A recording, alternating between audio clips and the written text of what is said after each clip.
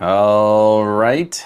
I believe this means we are live. Ladies and gentlemen, boys and girls, tech fans of all shapes and sorts and sizes and persuasions, welcome to another episode of the Monday Morning Tech Chat Show on the SGGQA podcast channel. I'm Juan Carlos Bagnell, aka Some Gadget Guy, the SGG of this terribly named, horrifically named podcast series, but the QA is the critical part, obviously standing for question and answers. We like to make this an interactive conversation, like to have a little fun with the news, get kind of our feelings sorted out. And it's also why I like to hold my show on a Monday.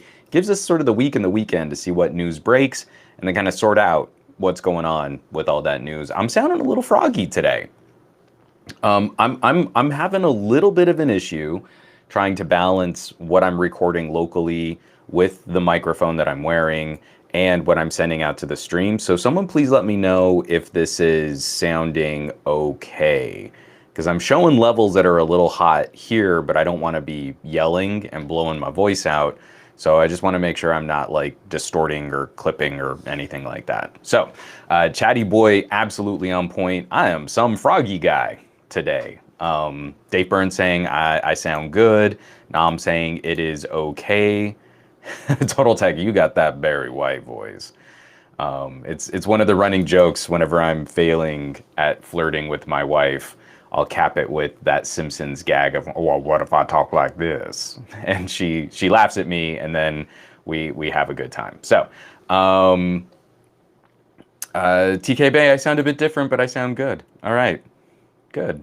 Yeah, I don't know what's going on. I've taken my allergy pill. I've been doing up the Flonase. It is a beautifully overcast day in Southern California, and we've had just a little bit of weather that's different than just hot.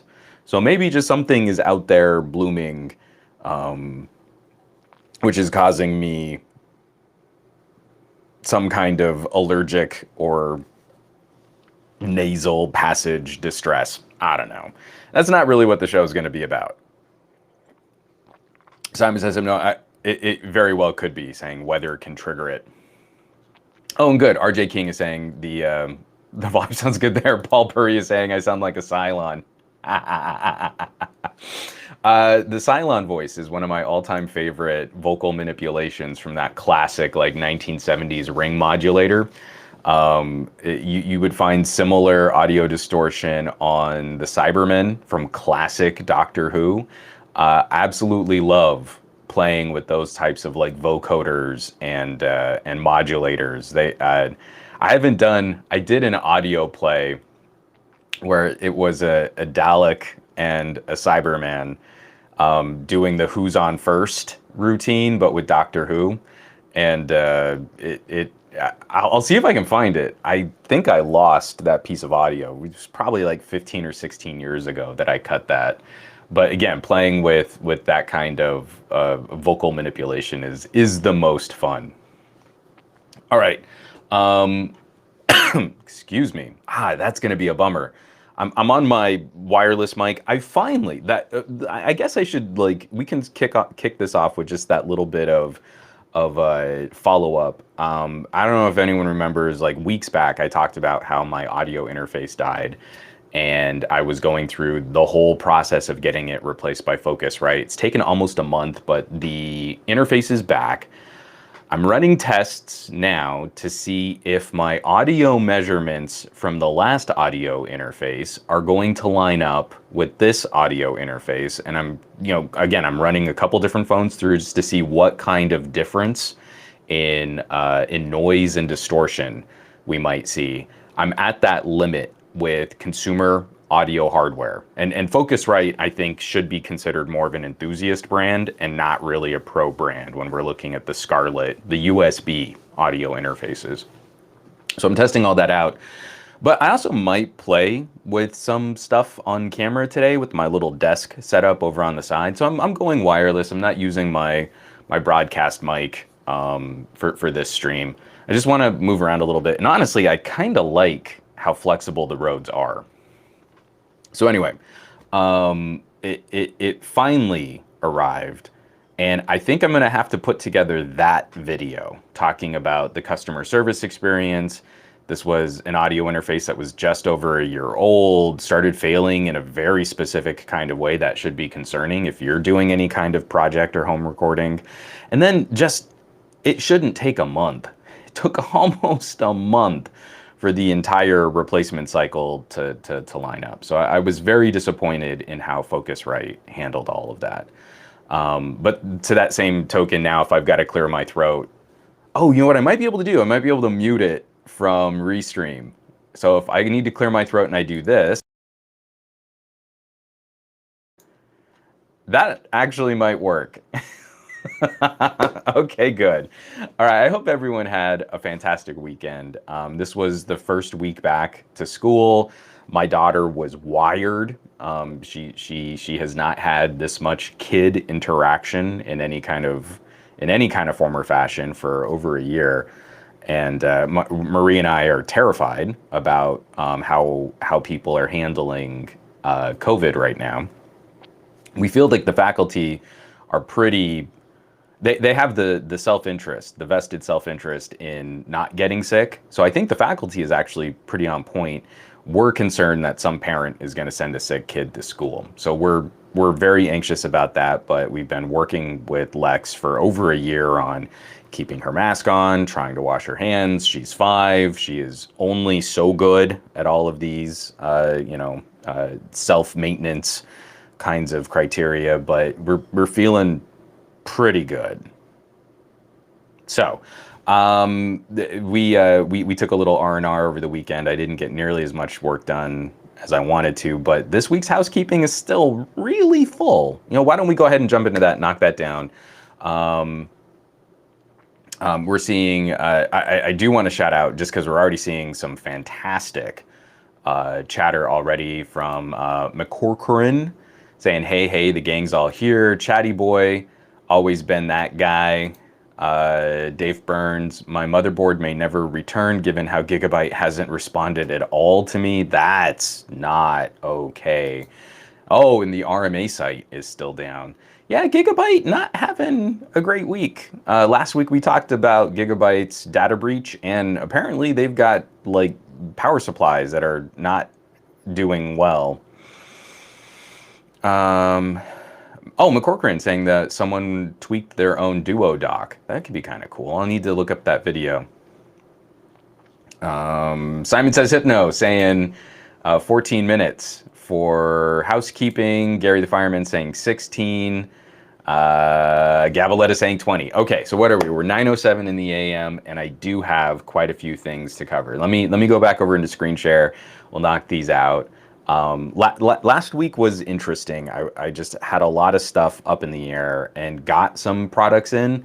The frustrating thing has been watching videos just die on YouTube, just over and over and over. Like my Pixel 5a video, like I thought I had kind of an interesting take on a conversation there, and you would think with 130,000 subscribers, many of which say that they've smashed bell icons and they're supposed to be getting alerts and stuff.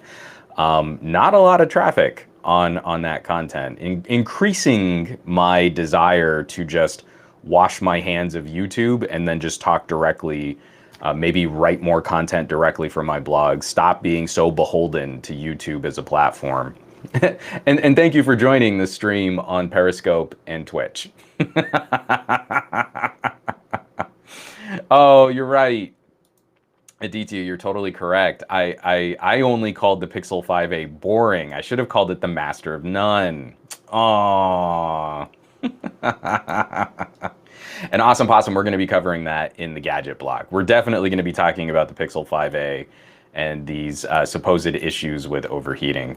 So knocking out some housekeeping. The beginning of last week, the day after my birthday, I shot just a little video kind of detailing my experiences with Android 12. I've been taking it for a test drive on a phone, and I'm getting really lit up. I am actually getting proper excited. It's not just hype to say I'm getting hyped about Android 12, and in that video I kind of detail out why. Then I also had a written editorial that I wanted to kick out. I've been spending a little time with the Sony WH-1000 XM4s, the over-ear cans. I finally replaced, this is kind of sad. So I had the Beyerdynamic Lagoons. Like, I got so many comments on my Lagoons video way back in the day saying, like, I must not have really used them. I must not know what I'm talking about. This is like the worst design ever. The headband is so loud. Who could ever wear these? And I really wasn't experiencing that. When I was wearing the Lagoons, do I have them? I think I've got them over here on the bookcase. Yeah, they're right over here. This is also why I like wearing my wireless mic. So these are the Beyerdynamic Lagoons. They're just what you would expect from kind of Bluetooth over-ear plastic build headphones. And when I was wearing them, the only time I would hear like flex or shake from this headband is when like the muscles in my skull were flexing. I really didn't have bad experiences with these headphones, especially during that primary review period. And they took a nasty spill from about waist height onto tile about a month ago. Almost 2 months ago now. And I put them back on my head, and the ear detection sensor was busted. So now if I wear my Lagoons and I look down, then they shut off. So they pause playback if they detect that they're off your skull, but it only takes this for them to detect that they're off my skull. And now every little movement is magnified. So before, the Lagoons were only making creaking noises like when I was eating. I don't really care about headband audio fidelity when I'm chewing. Like that's not audiophile. Like if you're eating, you're not really paying attention anyway. So now it's kind of a no-go. So I figured it was probably time just to rock some Sony gear, and I picked up the XM4s, even though they're not quite as buzzworthy. Like they're not brand spanking new, so there's no SEO on those. And I got them on one of the sales, so I didn't pay full price for them, and I'm very impressed. For a travel headset, for a casual listening Bluetooth kind of solution, they're pretty stinking good.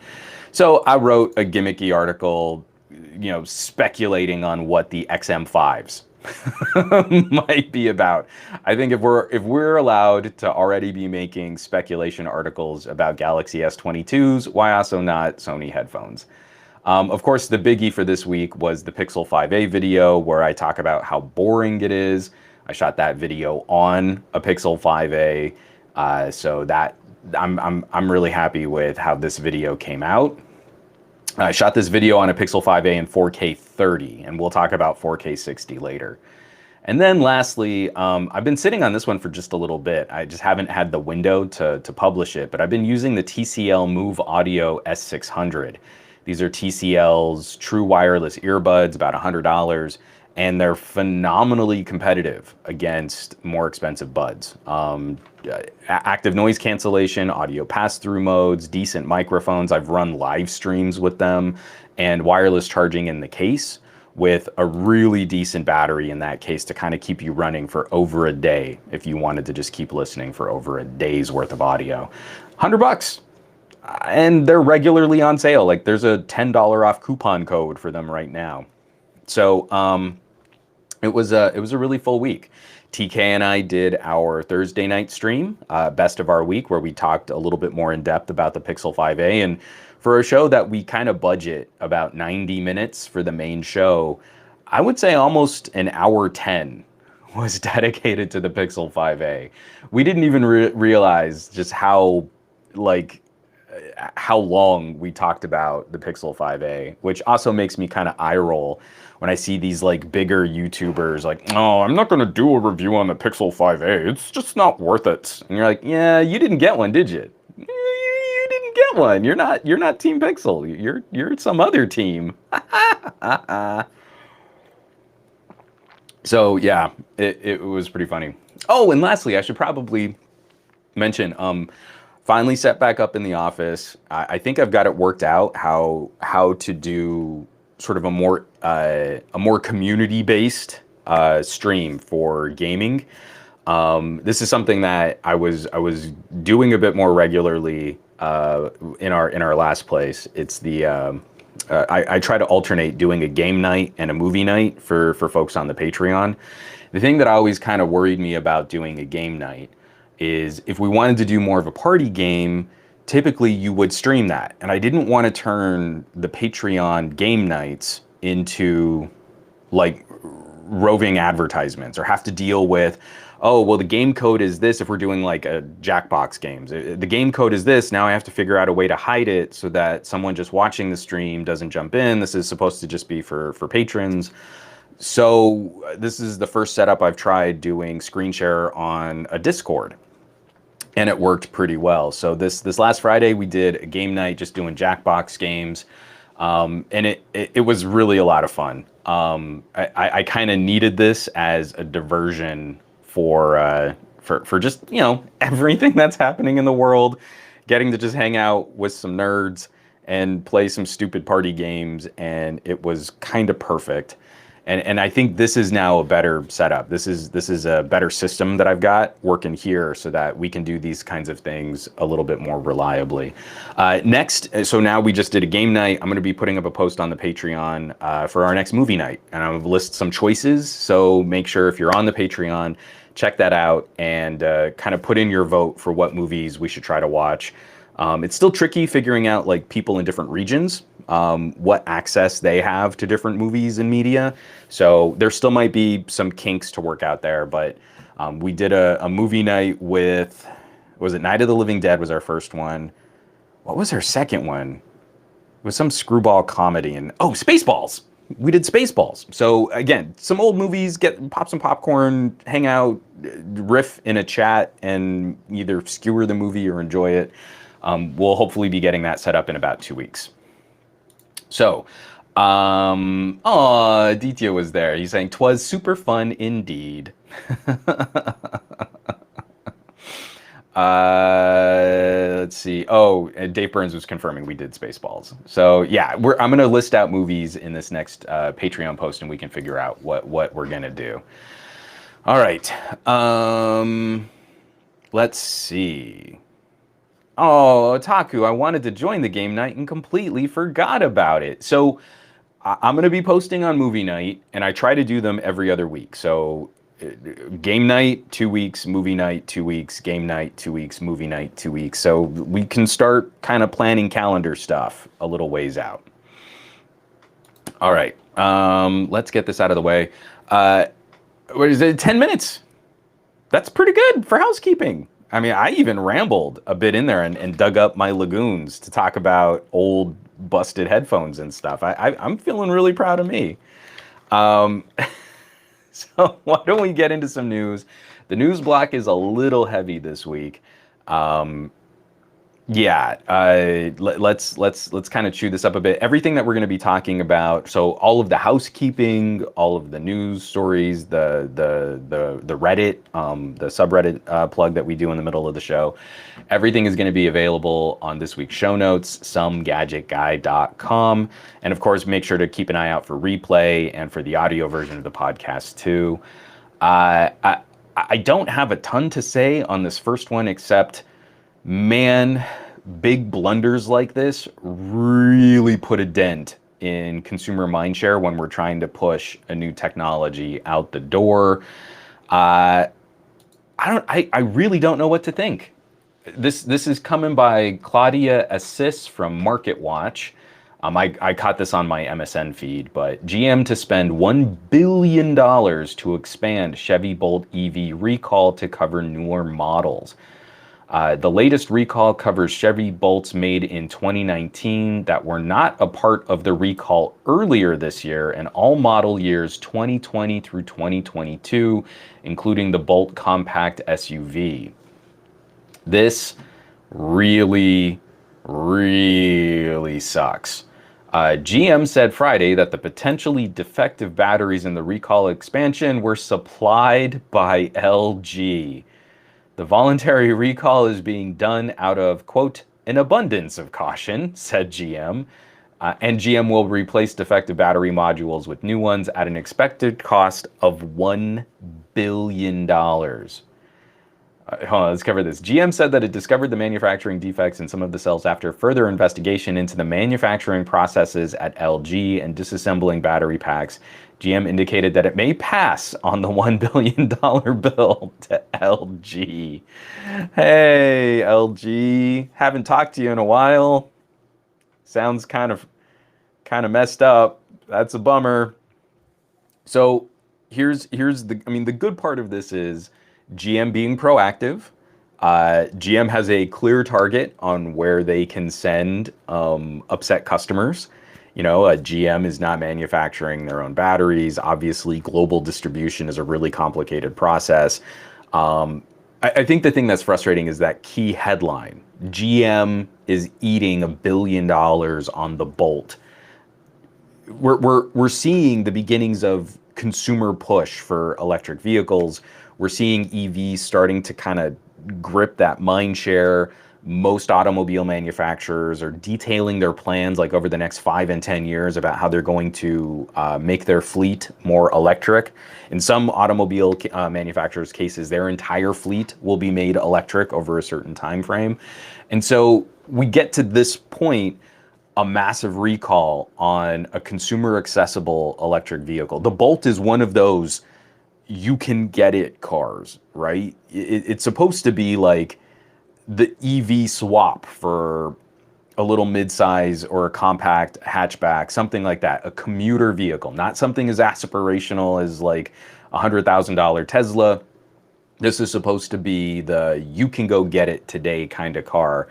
And that's where this kind of hurts the most. It's going to kind of further reinforce, oh, EVs, they have all kinds of problems. Yeah, they're always catching on fire and stuff. And that's what's so frustrating here. Again, it's one of those topics like if there's a problem with the battery, the company that makes the battery needs to get a bit more of the PR hit, especially if GM is just trying to get ahead of any potential issues. That is way better for GM, but the headlines are going to make it sound like, oh, EV, they're half-baked, you know what I'm saying? EVs just aren't ready for the mainstream. They're not ready for prime time. and I just can't stand how often we've got to hold back on tech progress for that kind of lame, low-effort, consumer-y conversation. Oh, I know that feeling. From Michael, the only good thing about LG being out of the phone market is that I don't have to argue with people anymore about LG. Oh. So Dave Burns, Dave is saying, I kind of wish hydrogen cars would take off. Well, that's sort of the big play out of Japan, right? The Japanese auto manufacturers were betting harder, like Toyota. Toyota was betting way harder on hybrid tech and hydrogen. And now, instead of trying to also compete with an EV, a more distinct EV competition, they're lobbying our politicians to try to slow the roll on other car companies coming out with EVs. So instead of really trying to produce a network that would support hydrogen here in the United States, they're just trying to slow the progress on EVs. A company that size with that much money to throw political pressure on jobs and manufacturing, I think that's kind of a scummy tactic. If you think hydrogen can compete, show me. Because our infrastructure for hydrogen, I'm sure, will be just as easy to build as our infrastructure for electric, and we already have gas pumps. So just do it and try and get it out there in consumers' hands. Apparently that's not how business works.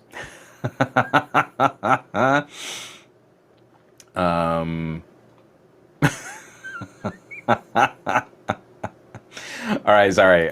Gabalette is saying, but internal combustion engine vehicles have been doing this for years. It's just that it has been normalized by now that it's not a big deal. I always wanted, anytime someone has like a story, oh, a Tesla went up in flames. And we're like, how many gas-powered cars caught on fire yesterday?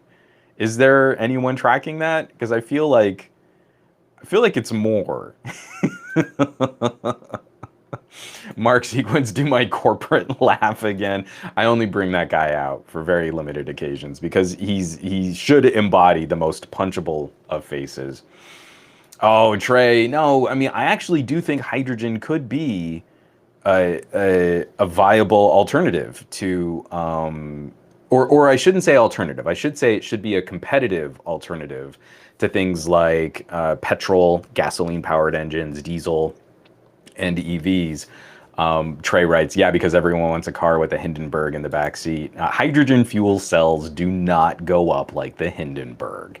We don't want to casually link two ideas like hydrogen fuel cells and explosive blimps.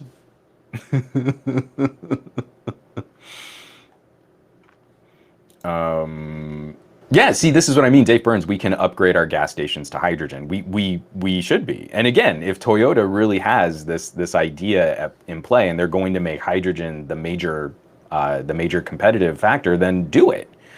But do it. Do it on the ground. Convince consumers. Advertise. Market. Get it out there. Don't hold back other companies trying to make EVs. Is basically what I'm saying.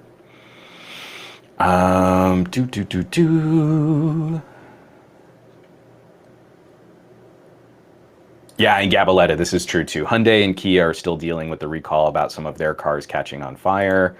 And then there was another comment I wanted to get in here too. Oh, Simon says, no, I missed the Galaxy Note Zeppelin. Aw. All right, but anyway, definitely one to keep an eye on how GM handles and weathers this. And I think the thing that I really want to see, I'm really curious to see if it's followed up on, is if LG is tagged just a little bit harder in some of these stories once the Bolt really does start getting recalled and people start bringing it in. Here, let me get this out of the way. Next up, or I should say, as just a quick follow-up from what we talked about last week, T-Mobile detailed an incredible breach. At this point, it seems like over 50 million T-Mobile subscribers, current and former T-Mobile subscribers, may have had their personal data leaked. That this was a pretty gnarly breach of T-Mobile's security. And if you go to T-Mobile.com, you can, at the very, very top, there should be like a little banner link, and they've got a bunch of resources. They're going to be supplying potentially affected customers with 2 years of identity protection. What is it, McAfee? McAfee? I don't know how you pronounce it. I've always said McAfee. Whether or not that seems sufficient, there's already a class action lawsuit brewing over this hack. At the same time, this doesn't seem to be unique to T-Mobile. Corporate security has been getting savaged by hackers lately. We talked about Gigabyte also recently had a substantial corporate hack. Wasn't a lot of customer or consumer data that was leaked, but even proprietary information from Intel and AMD might have been sold off in Gigabyte's hack. We recently saw details on friendly hackers alerting Ford Motor Company to a massive security hole in their corporate infrastructure that could have been devastating for Ford. And now we're seeing a really strange showdown with AT&T. So AT&T is trying to play hot potato with claims of a hack to the tune of 70 million of their users. This was written up by Lawrence Abrams over at Bleeping Computer. Oh, I've got the scaling up way too high on that. AT&T denies data breach after hacker auctions 70 million user database. AT&T says they did not suffer a data breach after a well-known threat actor claimed to be selling a database containing the personal information of 70 million customers. The threat actor, known as Shiny Hunters, began selling the database yesterday on a hacking forum with a starting price of $200,000 and incremental offers of $30,000. Hacker states that they are willing to sell it immediately for $1 million. Now, this is hilarious. AT&T saying like, well, this is a direct quote from AT&T PR. Based on our investigation today, the information that appeared in an internal chat room does not appear to have come from our systems. Like, it could very well be all of the data of millions of our customers, but it didn't come directly off of one of our servers. Okay, cool. I guess AT&T customers are just screwed. It wasn't us. We didn't leak this data.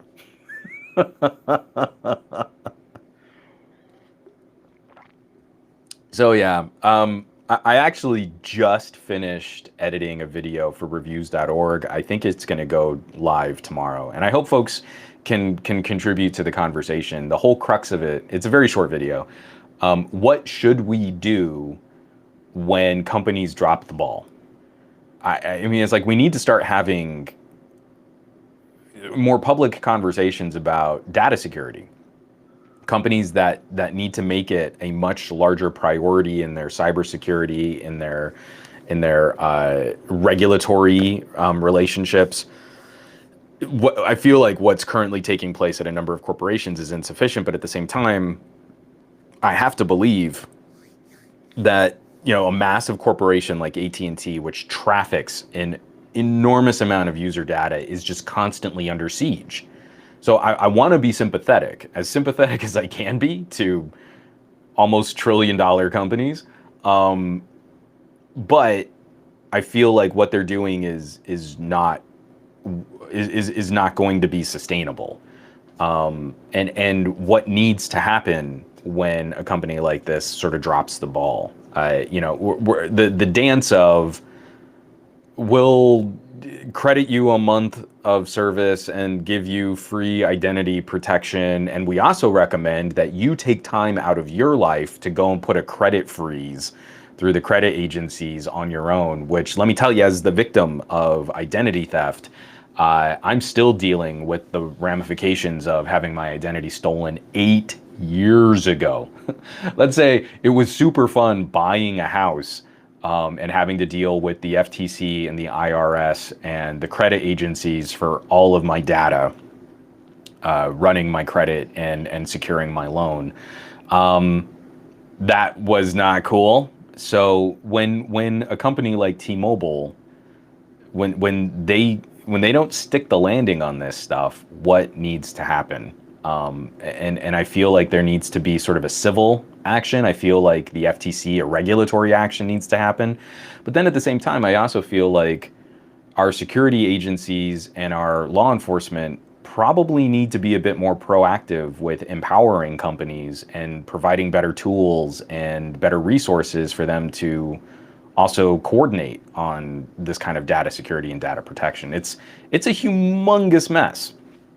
So this is another one to keep an eye out. I'm really curious if this collection of AT&T users sells off and the data proves to be accurate.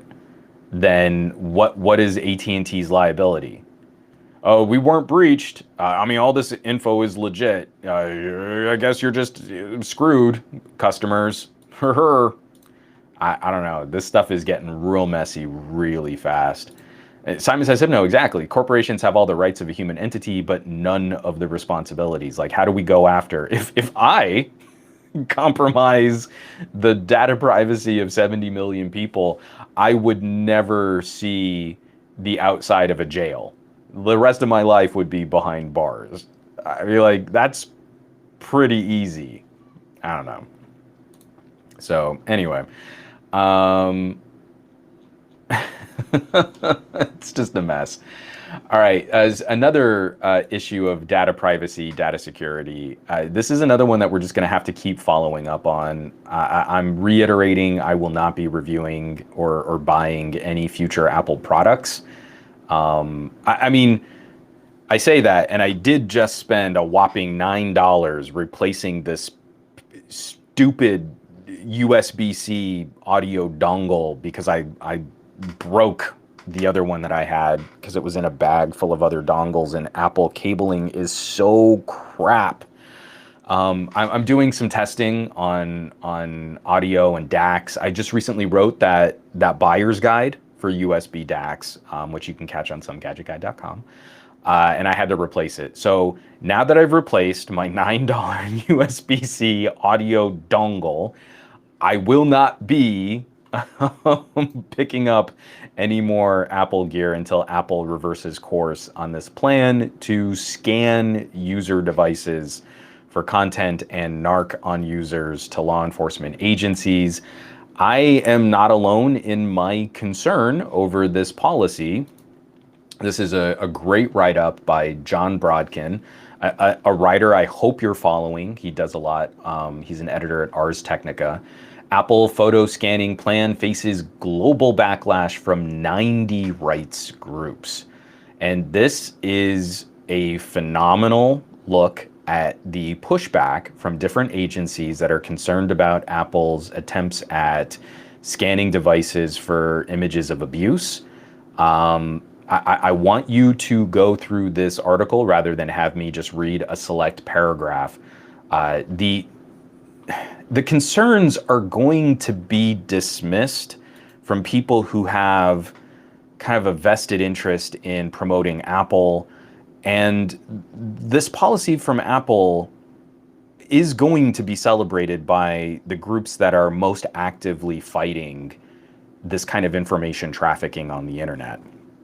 I interviewed one of the executive directors of ECPAT. I'm very sympathetic to their mission, to their cause. I don't think anyone would disagree that this is horrific content that is being produced and distributed across the world in the shadiest corners of the internet. I feel this is the wrong way of going about trying to stem the dissemination of this content, or of trying to stop the production of this content.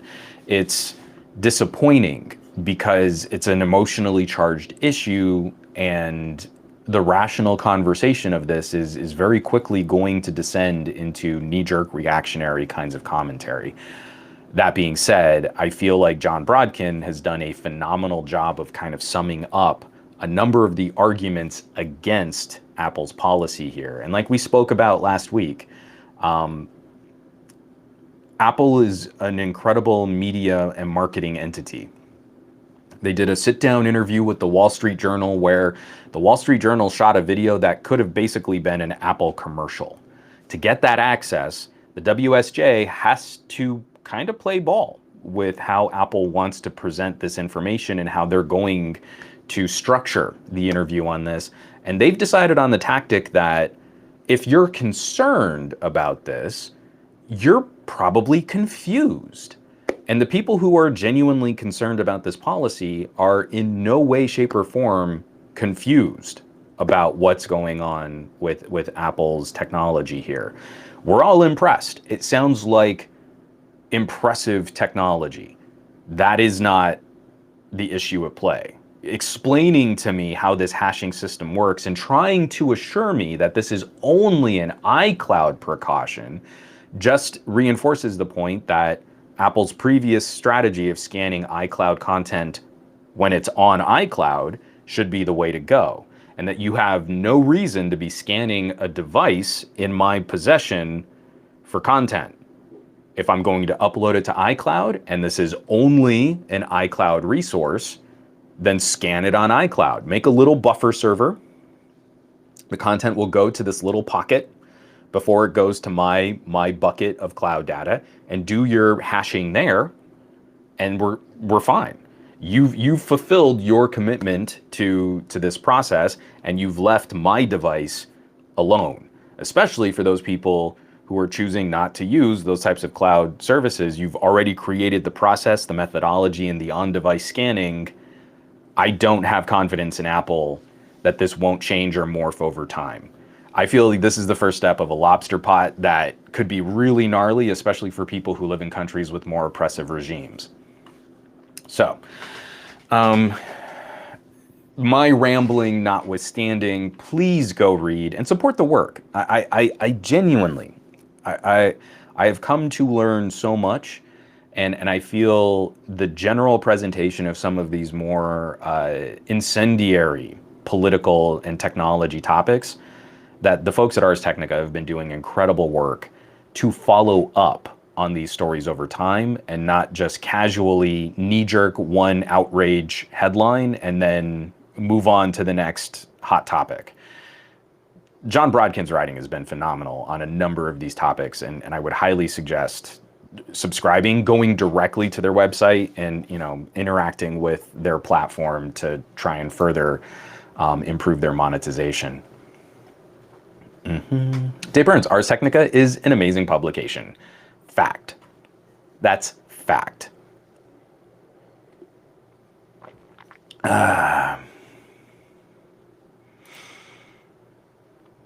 Emma Corcoran 3, absolutely terrific for media reform stuff, FCC, net neutrality, etc. I've referenced them so many times, especially, and also for things like broadband distribution. It's very difficult getting good data on things like broadband, FCC policy, and from an outlet that has actually kind of accrued data over time. It's really frustrating how when a nerdy topic like that comes up, sort of mainstream news sort of shrugs and goes, oh, I don't know, it's geeky stuff. And then we never really get to hear anything more about it. From Trey. We should have known Apple was a villain immediately. It's an apple with a bite out of it. Villain eats an apple, so you know how much of a jerk he is, cliche.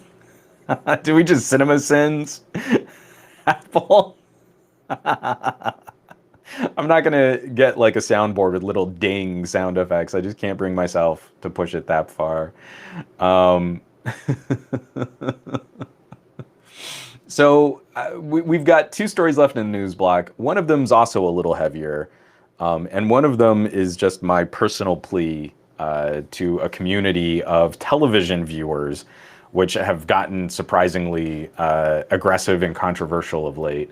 So the first story that the second to last story, the penultimate story of the news block. I hate it when I'm right. We've been having a number of kind of private conversations on the Discord, and this is a topic that has come up. We make a lot of jokes about, maybe I should also, I'm getting terrible traffic on YouTube. People are not sharing videos. I know they're not getting notified when I put out new content. Maybe I should just pack it all in and do my own OnlyFans, right? It's kind of a running gag, or the OnlyFans subscription service, and I already have a Patreon, so I'm not doing that. But it's funny, especially after my LG V60 review thumbnail was basically my back pocket. We're getting little glimpses into the process of what's going on at OnlyFans. They have recently announced that they will be pulling the plug on explicit adult content. So this is written up by Sarah Ashley O'Brien at CNN Business. Sex workers helped popularize OnlyFans. Now their future on the platform is uncertain. After years of working to build their audiences on OnlyFans, a number of sex workers and adult content creators are now grappling with the sudden blow of potentially losing their incomes and access to the fans who have paid their bills. So a common theme in the number of conversations that we've had, this is disappointing, but not terrifically surprising. Whatever your personal feelings might be on this type of work, this style of modeling, adult content, explicit content, and pornography, I think there's a common theme for sympathetic people out there to be concerned about the health and safety of people engaged in the production of this content. Whether or not you agree with it, whether or not you consume it, I feel there's an empathy to say, I hope people are safe and they are not being abused. Ultimately, I hope for platforms that can encourage safe production and can reduce human suffering. I don't feel that's a radical position or statement or a position to have on a subject which is as emotionally charged as this one is. That being said, I don't think it's possible to create a passive distribution platform that only hosts content and can monetize that content and keep that content free of abuse. So I'm not coming down on OnlyFans from any kind of moral or ethical standpoint. Like, I really don't have any problem with the creation of this content if it's being done by consenting adults in a safe and medically safe kind of fashion, emotionally and medically safe kind of way. I just don't think it's possible to run a platform like that and not eventually just collect a bunch of people that are engaged in human trafficking and in underage exploitation. I just don't think the internet can sustain it. I think it's too easy to, for example, take the adult explicit content out of the equation.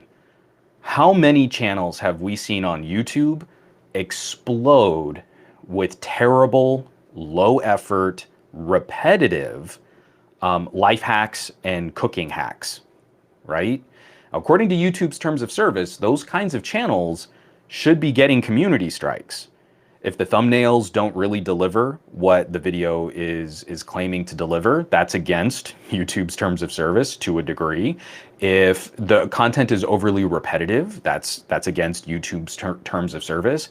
And yet channel after channel after channel of these stupid life hacks, which most of them are fake, keep exploding and getting, gold play buttons, millions of subscribers, millions of views. So they're making YouTube so much money. We kind of look the other way on all of these little small transgressions and things that run afoul of YouTube's terms of service. When you kind of dig into the creation of that content, you see a system of worker and content producer exploitation. People in these warehouses that are just there churning this stuff out and probably making a pitiful wage to do it. It's upsetting to see that it's so successful. A very small number of people at the very top of these chains get to profit from it ridiculously. YouTube makes a ton of money on it, so they're not really going to crack down on it. It takes me a year to get my play button when I break 100,000 subscribers. Literally 11 months before YouTube was like, hey, I guess we should send you a play button, I guess. But these channels are just exploding, and they get to cross-reference themselves. They get to link to each other. It all becomes this circle of just terrible human effort, low-level misery, worker exploitation. All of these entities get to go laughing to the bank, but people are genuinely hurt, or I should say, are exploited in this process. The editors, the people that have to do the wacky faces, they're all just constantly cranking this stuff out. So you take a process like that and you add adult content into the mix. So let's say a model on OnlyFans is genuinely 18 and she can hold up a driver's license and she can say she is participating on this platform and producing content through her own for her own platform, and that's empowering and she's great. But as soon as she's off the verification of once she has been verified on OnlyFans as being old enough to produce this content, what's to say that she hasn't been exploited by another producer on top of that? There isn't someone just cranking content out with a number of models of age. And that's what OnlyFans can't really police. They can't improve a passive verification process, which only depends on a driver's license and a credit card. That doesn't work in this time. You could have some really terrible, awful people just kind of rounding up models and performers, and they get to profit from the main, feed of funds that are coming into that OnlyFans account, and that monetary transaction doesn't really make it to the model. It is basically impossible to build a passive platform like that, which is just the middleman to engage in the monetization of this content and not have a bunch of people exploit that platform. And it's also just the constant war on this content from more traditional monetary systems. The banking industry has never wanted anything to do with this type of content production or distribution. I'm sure there's a political motivation at play here too. I'm really not trying to sound like I'm coming down on the production of this content from a won't someone please think of the children kind of way, but I genuinely do believe The only way that a platform like OnlyFans could sustain this is if they treated their business more like a production house. You wouldn't be able to have just an unlimited number of signups. You pick 100 performers and you verify them and you work with them on the content that they produce, and you're constantly checking in with them and you offer them resources, and you kind of, maybe you back it up with health insurance or something like that. I think that's the only way a platform for this type of monetized distribution could really survive. You can't just have like an open sign up page and have someone verify their age and then be like, cool, we did our job. All that will result in is the increased spread of human suffering. If you treat this like a legit production entity where you are verifying, I mean, even down to things like making sure your performers are getting regularly tested. You know, whatever OnlyFans' relationship is with their performers, it's so much less interactive. You know, like I'm on Patreon, and Patreon, as long as I just don't run afoul of their terms of service, I don't interact with Patreon at all. I have built this platform to try and interact with people in sort of a little club of tech nerdery, and that's about it. It's on me to find video production and video distribution services. It's on me to record content and to write articles, and they have no interaction with me. They take a cut just to be the middleman facilitating an easier monetization for me, and that's it. That can't work with something as charged as explicit adult content. Excuse me.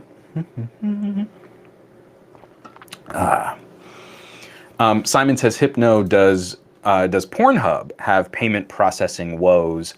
So Pornhub, similarly, if you remember, not too long ago, nuked a humongous chunk of their platform.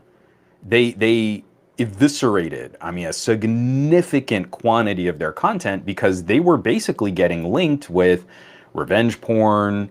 I mean, again, I'm trying to be sensitive and to be delicate to people that have experienced abuse and have been harmed and have faced challenges regarding this kind of content. Their plan for this, to try and keep their platform somewhat safe, was to go to a more verified process.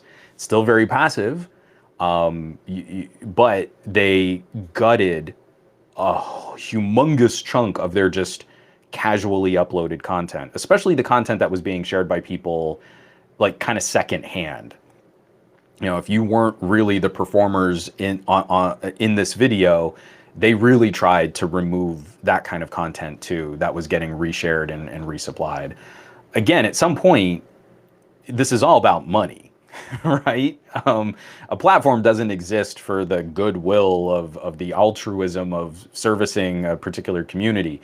If it makes more sense to excise a humongous chunk of your catalog because you're starting to get linked with very problematic media, then you'll do that to save the monetization of your company. And I feel like that's what OnlyFans is also kind of in a position, is stuck in a position right now.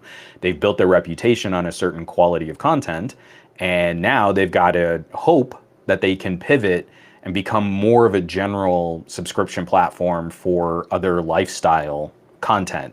And we'll have to see if that holds true. I don't know that that's a thing. You know, again, it's good to have competition against services like Patreon, but I'm going to have a real hard time, and unless they rebrand, I really hope they rebrand, have a real hard time saying like, hey, you can subscribe to me on Patreon or you can check out my OnlyFans, is just not something I want to say.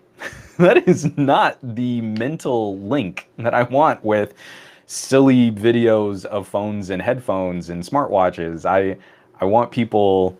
I don't want people linking other ideas in there. It's so messed up. It's really messed up. Yeah, see, like from Streamy Boys, that ship has sailed. OnlyFans will never be the same as Patreon, LMAO.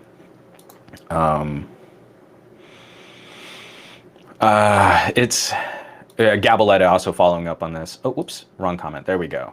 Pornhub nuked any video that came from an unverified user. Unfortunately, a lot of videos are being re-uploaded by verified users. And this is what I mean. A passive verification process is going to be exploited. It's going to be abused by people that just want to make money off of your platform.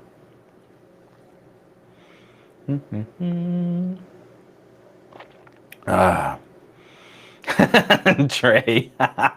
Oh, you want to see under this driving cap? I'll post that on the Patreon. Sure. I just rage quit on my hair. If you guys remember, it was like a month back. I actually took my hat off. I kind of ran my fingers through my hair. I have amazingly bad psoriasis. And when I get a flare up, like this entire section of my forehead can become scar tissue in a matter of hours. I mean, just like it inflames. And that travels up through my scalp. And same thing, I used to get it, before I was on the medications that I'm on now, I used to get like just gnarly huge patches of like, of scabs, just like all over my arms, my legs, my back. I mean, it was miserable. Like 30 to 40% skin coverage was just scar tissue. So bad that I don't grow hair on my shins anymore. Other places, I'm a pretty hairy dude, but my shins are like competitive swimmer smooth, just because for years, for literally years, the front of my legs were just like hacked scab from knee to ankle. So gross. And so when I get those flare-ups and they go through my scalp, I can't get medication into my scalp.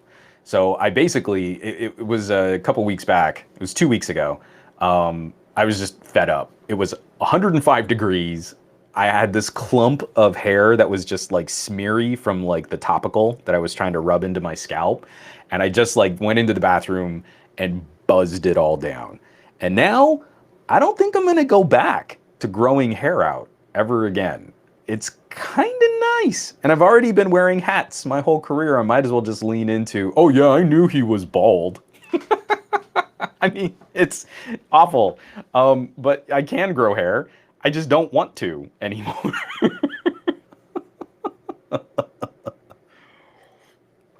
Yes, Al, this is true. With the exception of my shins, hashtag some pretty hairy guy. Yeah, that's kind of good. So yeah, perfect for the OnlyFans. If I'll leave it up to the folks on Patreon. Drop me a comment on one of the posts. Say, hey, we want to see your dome now that all of your hair is gone, and I'll share a photo on the Patreon. Lastly, this isn't tech news. Hashtag some definitely not bald guy. Some balding guy. I am 41, so it was starting to thin out a little bit. Can I just tell you, it is so nice. It really is. Not having to deal with that medication, those ointments and drops and creams and like I had steroids and like massive vitamin D concentrates and like I also have a UV lamp. Like I gotta be really careful. Like if I go a minute 10 with that UV lamp, I basically give myself a deep tissue sunburn. It's such a mess. I just say it's so nice not having to mess with hair. I'm just genuinely done. Like it's so annoying. I would like rub this stuff into my scalp and then I would try to do anything with my hair. What I used to do was like buzz the sides and then leave like kind of a hard strip in the middle, kind of mohawk style, keep it a little bit longer. I liked hair. I liked having long hair. But every time I would do that, the hair would get all clumpy from the medication and it looked like I had the worst comb over.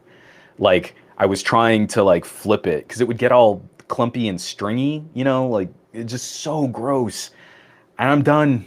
I can't. So I need to tan. I am kind of chrome domey still because I still wear hats all the time, but I need to go out and just kind of let my skin kind of even out.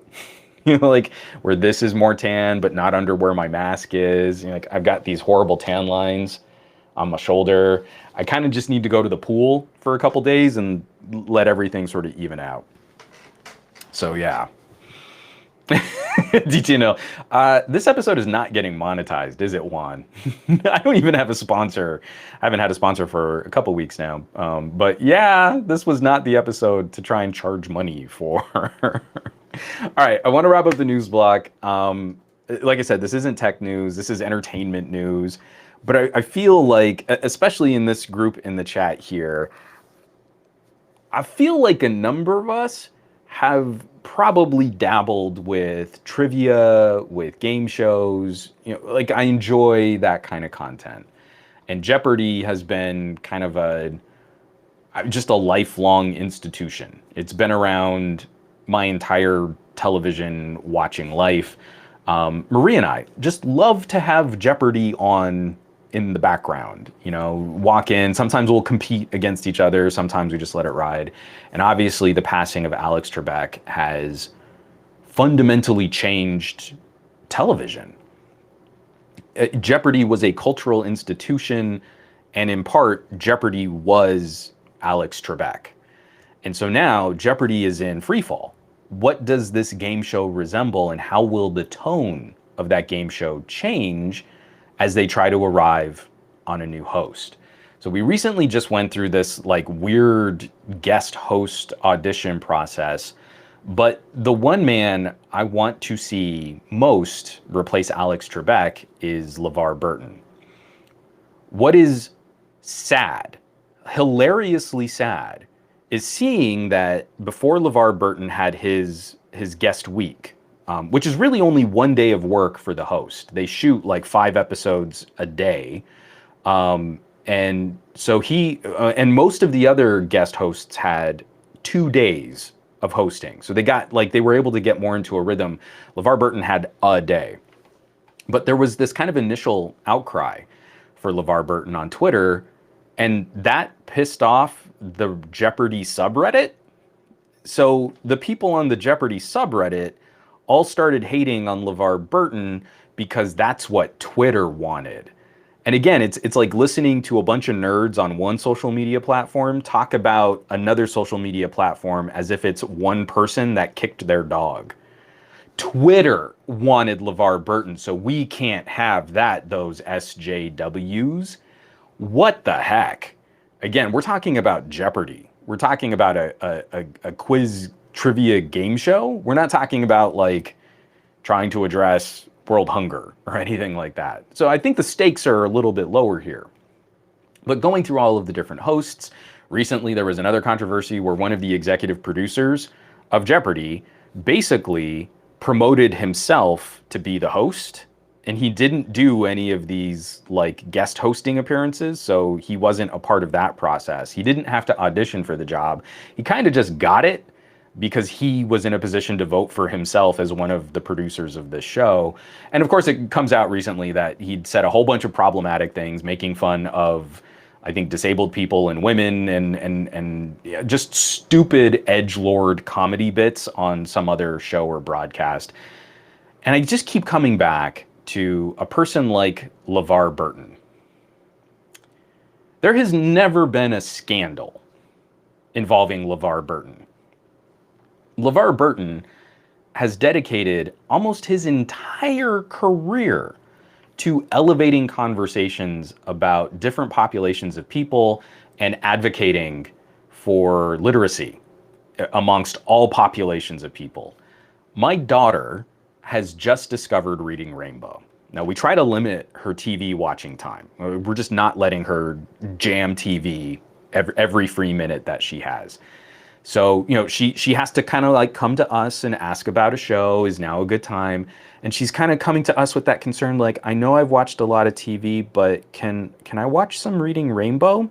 And then Marie and I put on our really concerned faces, and we kind of, okay, I think we can watch an episode of Reading. I think that's okay, but you have been watching a lot of TV, but I think we can do, and like, knowingly, Marie and I are just like cackling, right? You know, like, of course you can watch all the Reading Rainbow.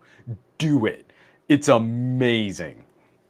It still holds up today. In fact, some of like the earliest episodes are featuring books that like she has in her library. So she gets all excited and runs up to her room and gets the book and comes back down, and she's paging through the book while she's watching the show. And I've read that book to her, and she doesn't like how I did the voices in one book, and she likes it better how it was performed on the show. And I'm like taking notes, like, okay, I guess I got to pitch up on this character now. It's amazing. It's incredible.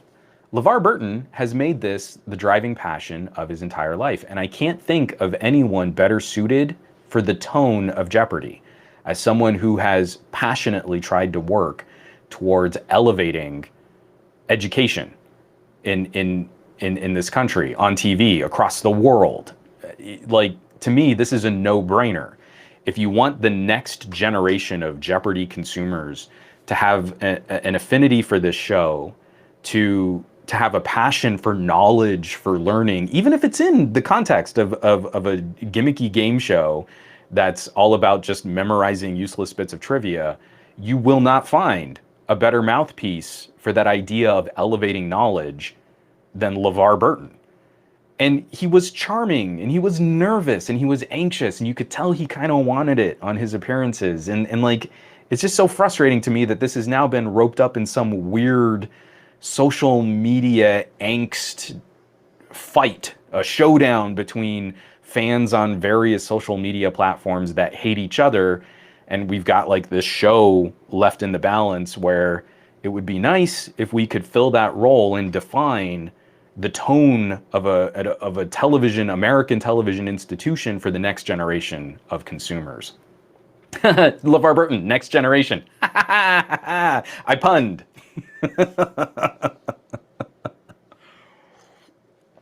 You know, people like sharing the lyrics to Reading Rainbow in my live chat right now because you're all amazing. And I love you all so much. So anyway, basically, me and Ryan Reynolds are now mounting a campaign to try and support LeVar Burton. I'm gonna start like saying that direct, like, you know, me and Ryan Reynolds, we're in there. We're trying to advocate for LeVar Burton. It's just Ryan Reynolds and I with this mission. But no, seriously, Ryan Reynolds tweeted out just saying like, hey, looking at the fan response to him being Deadpool. Oh, here we go. Pretty consistently from 2013 to 2015, Deadpool would explode on Twitter with fans wanting me to play him. It was awkward because I agreed with them, but the studio didn't see it. Ultimately, the fans won, and the rest is glorious history. I'm forever grateful. Hi, LeVar Burton. So yeah, it's just me and Ryan Reynolds. You know, we're totally simpatico on this topic. We're basically like this when it comes to supporting LeVar Burton as the host of of Jeopardy. And you can tell Ryan Reynolds was super into this because I did just recently switch over to Mint Mobile. So he's like, yeah, that Juan kid, I'm gonna be with that guy. And also, I'm also interested in LeVar Burton hosting Jeopardy. We're basically best friends now. See, these like we're totally on a first name basis. Just me and Ryan.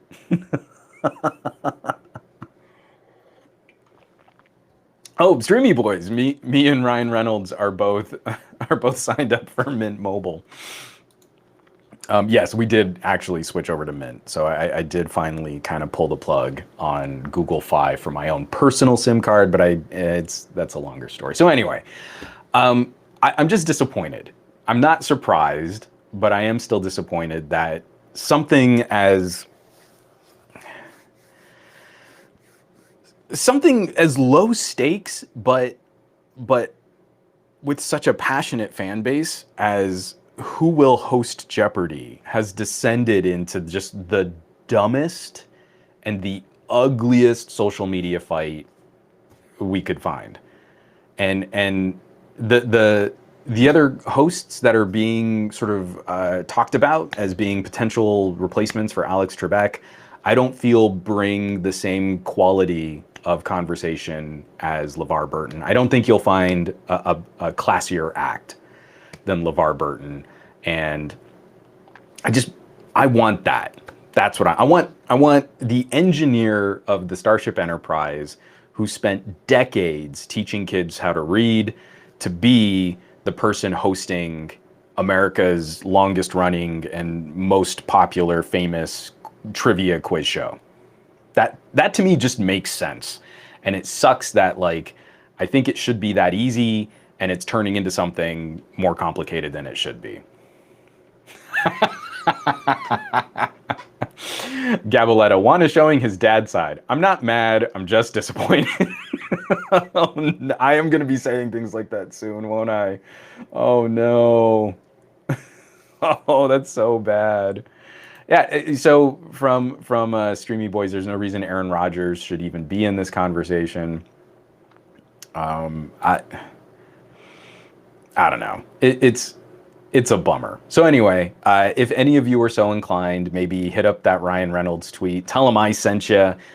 I don't know if you even care about Jeopardy, but to me, this is something that I feel like should be a no-brainer. So that's going to cap us for the news block. News block went a little longer this week, and like I said, it got kind of heavy. We've got a couple gadget block stories, and we can jump into some Pixel 5 chat, especially Pixel 5 overheating.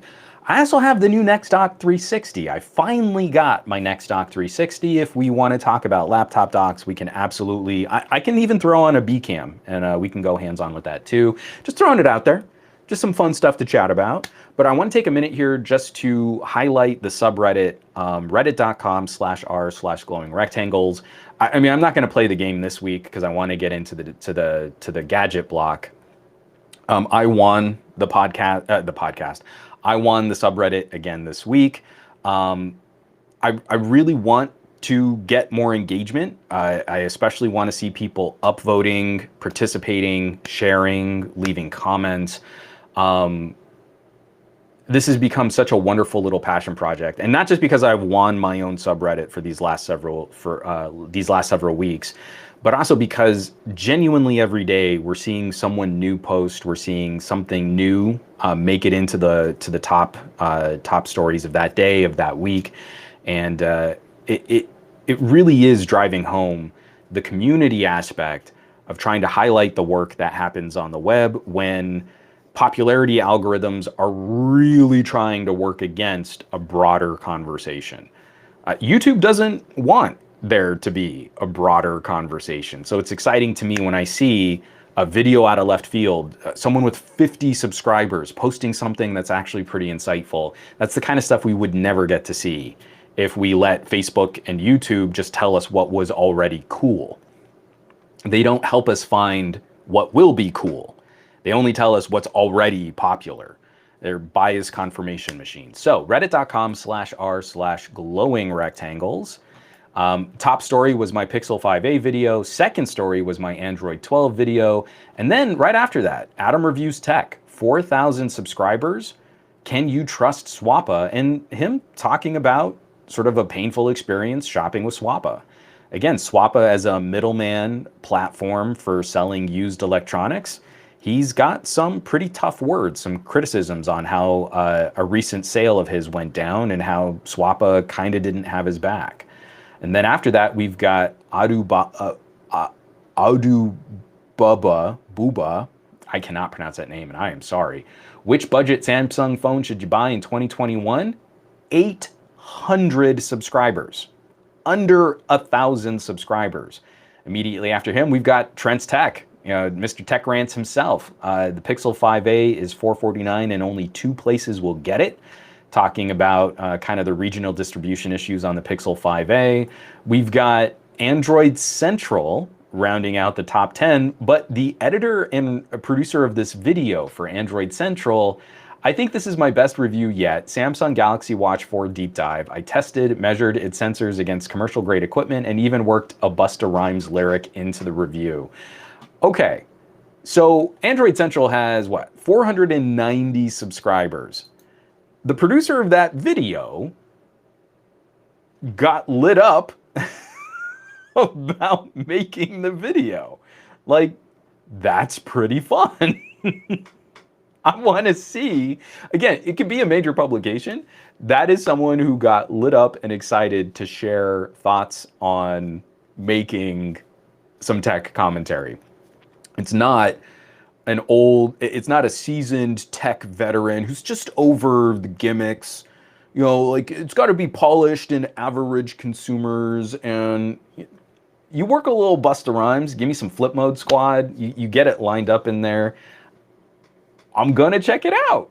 I feel like that's pretty cool. Just rounding out some of the other top stories, we've got Tech PhD. Should you buy a soundbar versus speakers? We've got my Sony XM5 editorial, and we've got Omar Zahran. Why are minimalists rejecting smartphone innovation? This is a phenomenal lineup of the top stories of the week, and daily we're getting great traffic. We're up another 6 subscribers. We're getting closer and closer to properly breaking 2,000 followers on the subreddit. We need every bit of support. We need every bit of participation. Don't be stingy with the upvotes. Literally, like if everyone that was in this live chat right now just dropped an upvote, we would double the amount of attention that Reddit sees on each of these submissions. If those submissions become more popular, then they rank higher in Reddit search. If larger subreddits start to see that kind of traffic, they're going to start sharing and picking off the more popular stories from this subreddit. And that is going to be a humongous boon for the content that we feel deserves more attention. Try and take one of these stories directly to our Android, and it's going to get removed. They're going to claim it's self-promotion or it's not popular enough. They're going to cut it. If it's already popular on another subreddit, they're going to let it ride. And then one of your favorite content creators is going to find a whole new chunk of audience that they didn't have access to before. And we can do it for real.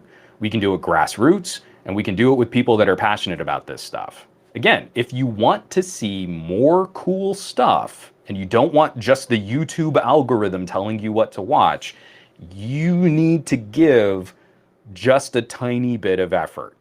Literally going to reddit.com/r/glowing rectangles and clicking on the up arrow of some of these submissions.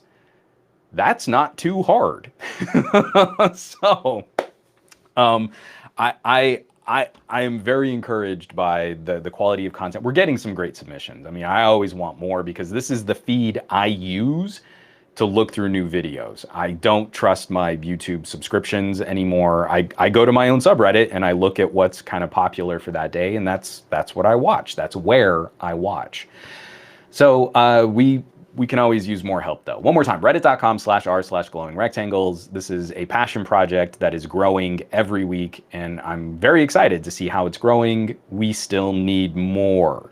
And also, I think, you know, through the positive interactions of promoting other content, I think some people would like to see someone else at the top of the subreddit next week.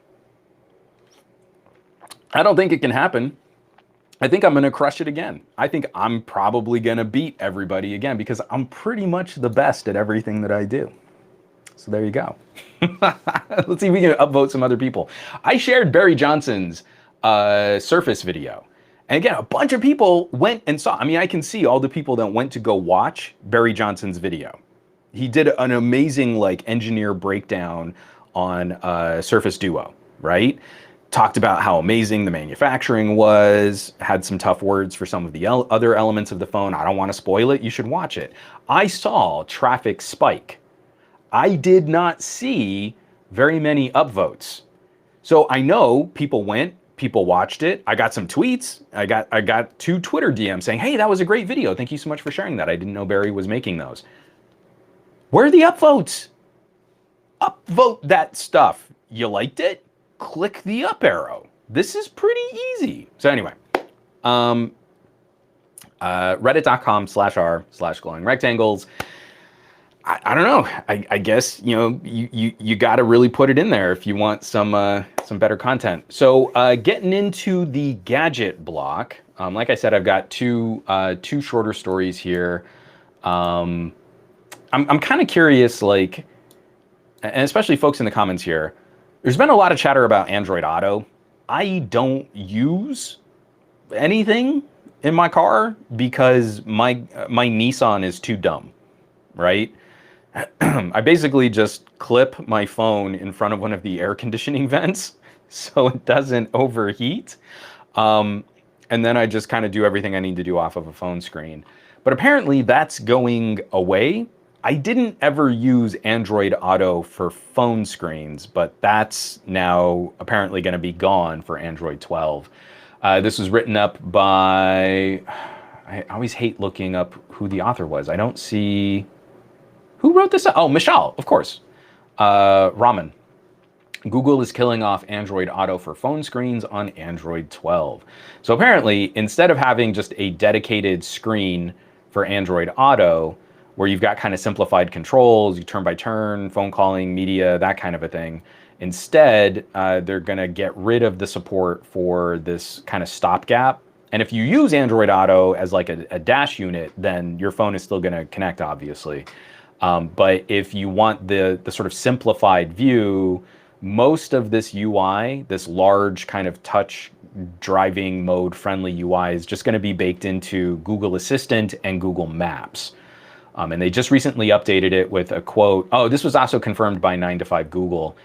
Google Assistant driving mode is our next evolution of the mobile driving experience for the people who use Android Auto in supported vehicles. That experience isn't going away for those who use the on-phone experience Android Auto mobile app.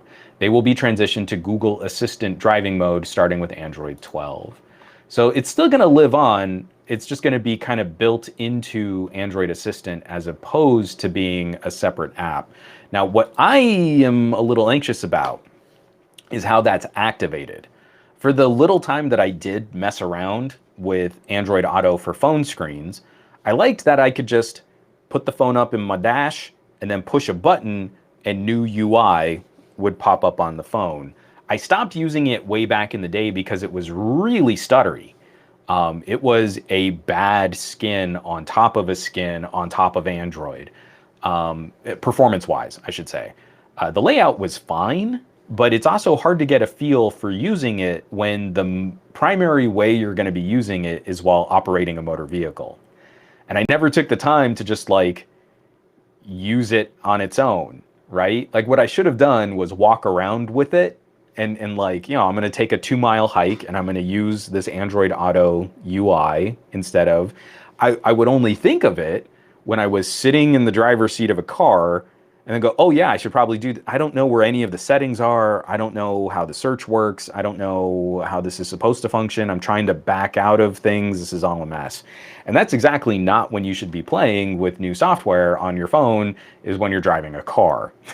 So, I don't know. I do kind of want to know, who is using something like, you know, Apple Car, whatever, Android Auto?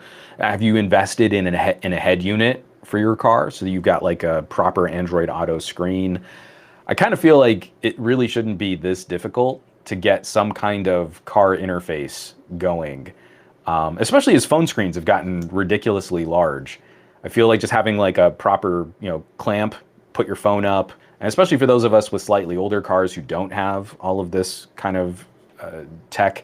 I mean, like, I just use my car's Bluetooth. That's basically all I'm using for my car's entertainment setup now, is I get in the car, and my phone goes, hey, do you want to use the car speakers? And I go, cool, phone, do that. And then everything just goes through the phone anyway. So I kind of feel like that's about it. You know, like I don't know how much better a full integrated Android Auto suite would be. And it sounds more complicated to get all of the different apps and services working. From Streamy Boys, I don't even have Google Assistant on my phone. I prefer Android Auto for phone screens. From Ted, yeah, I know, man. These are dying too. I was just grateful my car has an aux port. From McCorcoran, I usually just use Google Maps if necessary. I don't even own a proper dock, but I'm using a communal car. You know, I would recommend just getting one of those little clip vent cell phone mounts. One, I mean, I'm not joking. Like, especially on current phones like Snapdragon 888s, it's nice when you want to kind of trickle top off charge. and you're running the maps and the screen is really bright because it's bright outside and it's like 90 plus degrees because I live in Southern California and it's hot this summer, having the air conditioner blow over the phone is basically necessary at this point with how hot all of these phones run now. But then also it's just, I think it's nice getting the phone like out of a seat, or you're not looking down, or you're not holding it. It's up kind of closer to your eye level if you need to reference it. It's also one of the reasons why I love wearing a smartwatch. You know, as I get turn-by-turn notifications and they ping my wrist, it's like my eyes are looking right over the screen that's going to give me just what the next turn is. Like stuff like that I think is helpful. And again, it's about minimizing distractions while you're trying to do something like drive a car. From Ray Minded, I'm looking for a head unit for my old Kia. That'd be cool. I mean, seriously, Ray Minded, if you find something, let me know. I'm not looking to swap the stereo in my newer car, the car that has Bluetooth, but my older Nissan just has like one of those car rental like AM FM stereos with an aux, and that one I actually would like to rip it out and put something a little bit more current in. Looking at like something that I can install a backup camera and also have Bluetooth going through the car speakers would be very helpful. JMX Warrior, I use it all the time. It's built in with the car. I connect phone and it activates. I'm glad to hear that. From Zero, from Zero Ryan, my car doesn't have Android Auto, but it does have phone mirroring. Inferior, but at least it's something. I think I would kind of prefer that. If I could have like a touch screen in the car on a larger surface area and all it did was mirror out the phone. I mean, again, I've got laptop docks, I've got portable monitors, I've got all these different things. The only thing that doesn't work for me with that is if the phone screen never turns off. So like, I don't want to use a desktop mode in my car. So I don't want to use DeX. That's going to be way too complicated. But if I could plug it in and then the phone could go, oh, you're connected to a car, I can turn the phone screen off and you can use the car in sort of a landscape tablet kind of mode. That would be phenomenal. Let's see, this is from Dave Burns. My Hyundai is built around having Android Auto and the Google Assistant is a button push away. Outside of some OnePlus chug occasionally, it's really awesome and Google Assistant is amazing. Gary the Fireman, I use Waze through the Apple CarPlay. That's solid. From Gormlord, I have to yell at my dumbass car to get it to play through Bluetooth. Do the thing! Make it work! And then you punch it on the dashboard a couple of times and then everything's great. Oh, and Vasticos, this is kind of true, but it's becoming increasingly difficult to enforce here in the United States. Mirroring is illegal in some countries. Again, you could be like streaming video content when you should be driving. Oh, and Zero Ryan. So yeah, this would be kind of a bummer for me in California, especially. That's the thing, the phone screen is always on. Again, I swear there was an app, I can't remember what it was called. What it was supposed to do was, while you were screen mirroring, it would either like shut off or completely dim your phone screen like automatically. And now I can't remember what it was called, but something like that I think needs to happen. There are so many times, like I plug a regular phone, a phone that doesn't have a desktop mode, into one of my laptop docks, and it would still be a somewhat functional computer if I could force landscape all the time. So I have to look at a different launcher. But then if I could get the phone screen to shut off, and that's the trickiest spot. I know like a lot of Android apps aren't really built for that, but it still kind of works. I mean, the best one was on the Sony Xperia 1 Mark II. I did most of my writing for the Xperia reviews on the Xperia on a Next dock, and it was letterboxed because of the phone aspect ratio, but it was so easy to split screen and have like video and script, and I was just writing away, and it worked. It worked great. But the entire time that phone screen was on, and that phone was starting to run really hot. All right. So yeah, I just think it's kind of curious. I don't think we figured out cars, right? Automobile manufacturers are kind of passing the buck.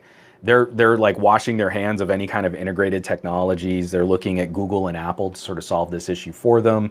On the flip side, you've got manufacturers like Tesla that turn your cars into crazy compute platforms with cameras and security features and monitoring systems. And that's really exciting stuff. I wish more automobile manufacturers were kind of getting ahead of this stuff, because most of what passes for in-car nav and entertainment these days is absolute trash.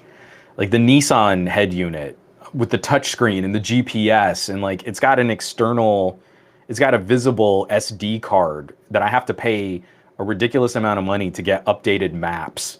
You're like, this is pants on head stupid. This is not how we should be interacting with technology in the car in the 21st century. So I'll be curious to see how that plays out. Another just quick update. I think it's funny. We would criticize Samsung for moves like this, and then we would get like a bevy of people. Well, it's not a big deal. It never happens to me. My phone never lags. If you just set your phone up properly and you read through all the end user licensing agreements and you only check the right boxes and you never have to deal with it anyway. And even if you do have to deal with it, I actually like it because what they're doing is looking at my behavior and making sure that I'm getting stuff that's relevant for me. So really, it's a good thing. I'm of course talking about advertisements on Samsung apps, which should never have happened.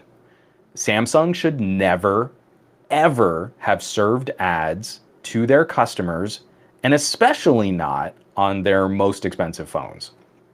So if you had like $1,000 Samsung smartphone, you should never have had ads. So Samsung is going to be doing away with those ads in Samsung Pay and likely in a number of their other first-party apps. I had to translate this article. I forget what the name of this publication is. It's yna.co.kr. Hold on, let me scroll down. Recently, some consumers, as well as executives and employees, have had negative reactions to advertisements in these basic apps, so they accepted it. According to the industry on the 17th, Rote Moon, head of the wireless business division, answered an employee's question about app advertisements at a town hall meeting with employees held at Samsung Electronics Suwon Digital City this afternoon, saying, whether Samsung Pay, Samsung Theme, we have decided to remove ads from native apps as such.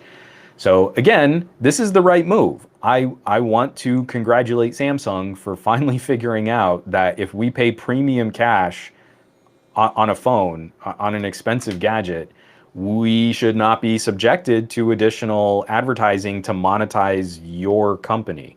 And it doesn't matter how that advertising is engaged. It doesn't matter if there's an inconvenient way to dig through settings to disable that kind of advertising. And also, we should be even more critical of consumer behavior being monitored in services like Samsung Pay. So if I have a payment app on my phone that is selling off my data to advertisers to then serve me ads in the Samsung Pay app, that should never have been okay. Again, it took legislation in California for Samsung to just disclose that they had a monetary arrangement with other services through Samsung Pay and that your user data was being monetized like that. Samsung was never going to disclose that on their own. It took a law for them to just say, oh yeah, by the way, you've got to opt in or you can't use Samsung Pay. So yeah, it's a thing, which is just dumb. So anyway, this was eventually the correct place for Samsung to land. So now I'm going to be curious. All the people that say it's not a big deal or it's really a good thing that they're making ad recommendations on your actual behavior, or if it was just like, well, it's really your fault if you even saw ads because you should never have turned them on when you were setting up your phone. I'm sure they're all going to be sort of congratulatory of this, but I think that changes the tone of their arguments, where even Samsung is walking back from this terrible business decision. I feel like Now the next thing is to pressure Samsung to get rid of ads on other products, like the third screen ads I get when I'm switching inputs on my stupid expensive Samsung TV, which the panel is now starting to fail on. So I'm like, I think I'm 4 years on this TV, which we spent more money on than we should have. We don't use any of the Samsung Smart features. The server connection is now broken. It's connected to the Wi-Fi. We've switched to the 2.4 gig and the 5 gig signals. We've tried to update it. We've tried plugging it in with a cable. The TV won't communicate with anything. So the first 30 seconds that we turn it on, there is an inescapable pop-up saying, "Oh, we can't find the Samsung server anymore. You need to connect to the server." We don't know what that means because we've tried connecting it to everything we can. And now, literally, we're getting after images. So, you know, like when you're watching like kids shows on Netflix, and the next episode is getting ready to stream, and you see like the main screen shrink down to like a little preview window. Now it's glitching in those preview boxes where they are on different streaming services. So then the next episode plays, and the screen is just showing this rainbow garbage in that mini box, and this TV can die in a fire. I hate this TV so much. I'm never going to buy another Samsung TV. I'm like anything I can do, like as if I needed another reason to not enjoy Samsung products, from their business practices, collusion, potentially throttling consumer phones, components, their influence over the South Korean government, where they operate kind of like a mafia-like entity, their punitive PR that likes to chill out conversations on their products from entities that they deem undesirable. And now their TV is just hot garbage.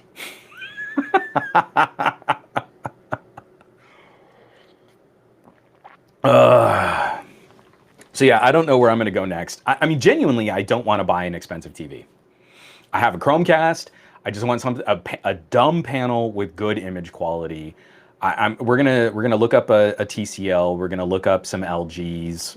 I don't know. I genuinely don't. I do not want any computer built into my TV now. It's just so frustrating. It's like another thing to fail that I'm not gonna use because I really do like the experience on a breakout box better. If it's a Roku, if it's a Chromecast, if it's an NVIDIA, if it's an Amazon Fire TV, I don't want a brain in my panel anymore. It's dumb and it's stupid expensive. Oh, projector would be cool, but we really don't have the wall space for it. And right now our lighting, sorry, Streamy Boy said maybe I should get a fancy projector. Yeah, I mean, I really want that, but the way that our sort of TV living room area is split up, like I really just need a panel. I can't get a projector in there. That would be really sweet though. What I'm looking at is getting a small portable projector, because we've got this teeny little outdoor patio space, and it would be fun with a fence. Sorry, there's a tall fence that kind of separates our unit from the other condo units, and it would be pretty sweet to like set up an outdoor screen on that, and we could have like outdoor movie nights. So I do want to get like a little portable projector at some point. And then it'd be really fun, like maybe if I hook that up to like something that can do multiple Bluetooth, so that we're all watching the movie together, but we're all on our own headphones, so we're not pissing off our neighbors. Like that could be pretty sweet. Vazza goes, once you go OLED black, you never go back.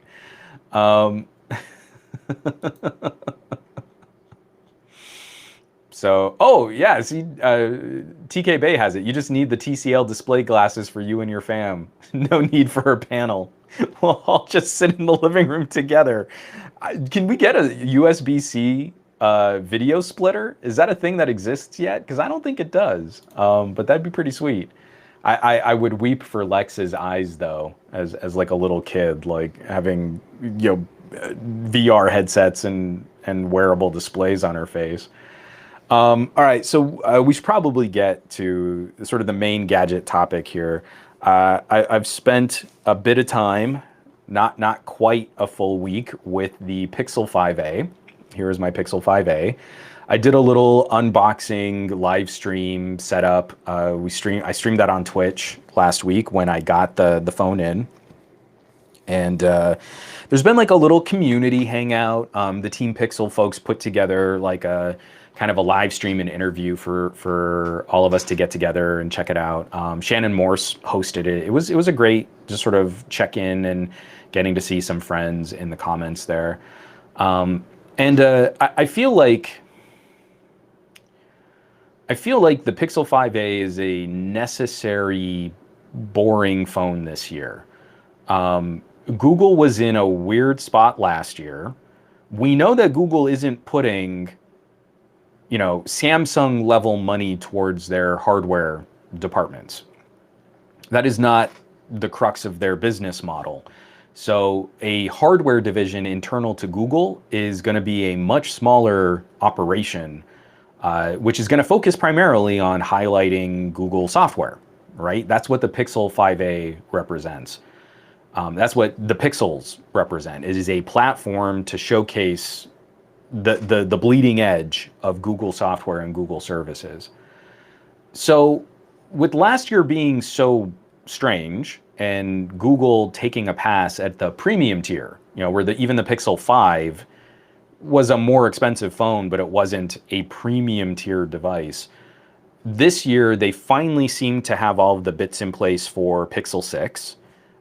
Their own SoC, jumping up in terms of, or I should say, increasing things like camera sensor size. If it's the Samsung GN1, this should be a formidable main sensor on a smartphone camera. All of those little bits and pieces, Google is looking at trying to make that a more exciting leap.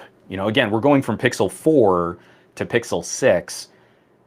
That's a pretty radical jump. Right? A lot has changed since the Pixel 4 in terms of battery, radio management, SoC, AI capabilities, neural core capabilities, image processing, et cetera, et cetera, et cetera, et cetera. So the Pixel 6 needs to be a primary focus for getting that right, especially with there not having been a premium tier phone last year. Last year, we also had a very strange division of A series. The Pixel 4a was kind of the understood LTE only option. The 4a 5G was kind of the more forward thinking, affordable option. And so this year, it looks like Google just kind of smushed the two together. There's no point in having a smaller LTE only Pixel anymore. And there are some subtle refinements to kind of spruce up the 4a 5G. So I think it's a little insufficient to just be, it's basically just the same phone. It's a Pixel 4a 5G with weather resistance and a much bigger battery. And I feel that is a perfectly functional argument to be made for consumers out there. Like, I brought this point up a lot, and I'm actually writing a script on another video to bring this point up again. But if you go to your family and friends who aren't tech heads like we are, if you go to your family and friends and say, hey, do you need more compute power? Like, do you need your phone to be a more powerful computer? Or do you want your phone to have like 50% more battery life in the same form factor? I'm pretty confident that most of our family and friends are going to say, I want my phone to last longer, or I want to be able to use my phone more over the course of a day. I feel like just dismissing the fact that there is a substantial battery improvement from the 4a 5G to the Pixel 5a is completely dismissing the primary concerns of all of the average consumers that we claim we're focusing on for these kinds of reviews. I don't know of many average consumers who want to see a Geekbench GPU score twice as high for Vulkan, graphics processing. That does not exist. It really doesn't. But I know almost all of my family and friends are going to say, hey, what would be nice is if my phone lasted a lot longer. And with no sacrifice to things like a headphone jack, good stereo speakers. This is still a baller camera. And we're going to talk about the camera here in just a little bit too. My experiences on the Pixel 5a haven't been radically transformative, but this is an improvement to what we got last year, and it's immediately familiar, incredibly accessible, and brings 5G into a more competitive space for those folks who also want some kind of peace of mind on things like software. Again, there isn't really a great directly competitive option. So there is a ton of competition for less expensive phones. I think OnePlus has done an amazing job with the Nords. We've got other Chinese manufacturers. We've got Moto that still kind of makes cheaper phones, even though their support can be kind of iffy on longer term software and updates and things like that. Hold on, I gotta take a sip of water here. So even Samsung can't lay exactly the same claim. Google, when a new version of Android comes out, Pixels get the update. And basically, as long as your Pixel is still in the support window, it's a lot like owning an iPhone. Update shows up. And I've been running Android 12 on a Pixel 3a, and it's been pretty great. Like, I'm very, very pleased, and I'm kind of surprised how well the Android 12 beta has been running on my Pixel 3a. So Samsung can't do that, and they don't do that for older phones. There is the promise that Samsung will be supporting phones for a longer window, and that's great. But you don't get that first party Google experience. That doesn't happen. The closest corollary to the price and the consumer segment that we have for a Pixel 5a as a brand new phone is actually something like an iPhone SE.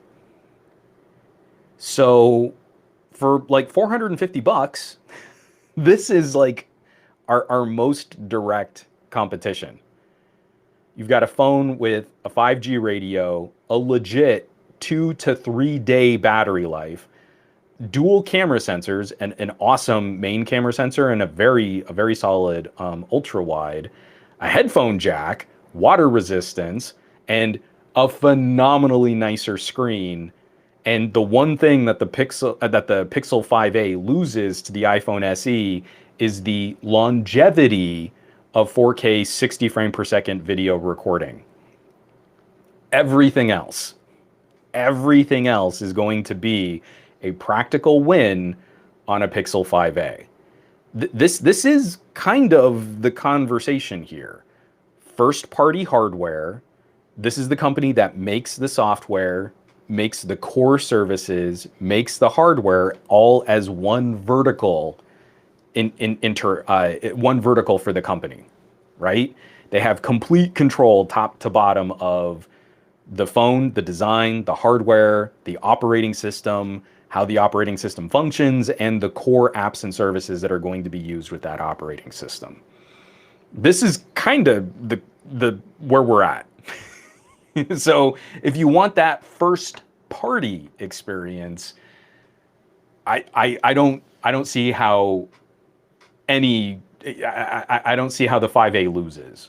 You know, it is competitive. There are other options to shop. That's great. You're going to be making different compromises for different pros, right? So a cheap Samsung is going to win in some areas and it's going to lose in others. It's not one is better, this is the one that wins. That doesn't exist.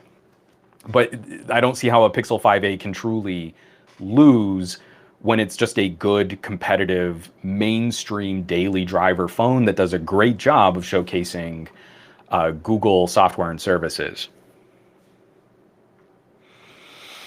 So I'm missing a lot of comments here, so I'm kind of scrolling back up.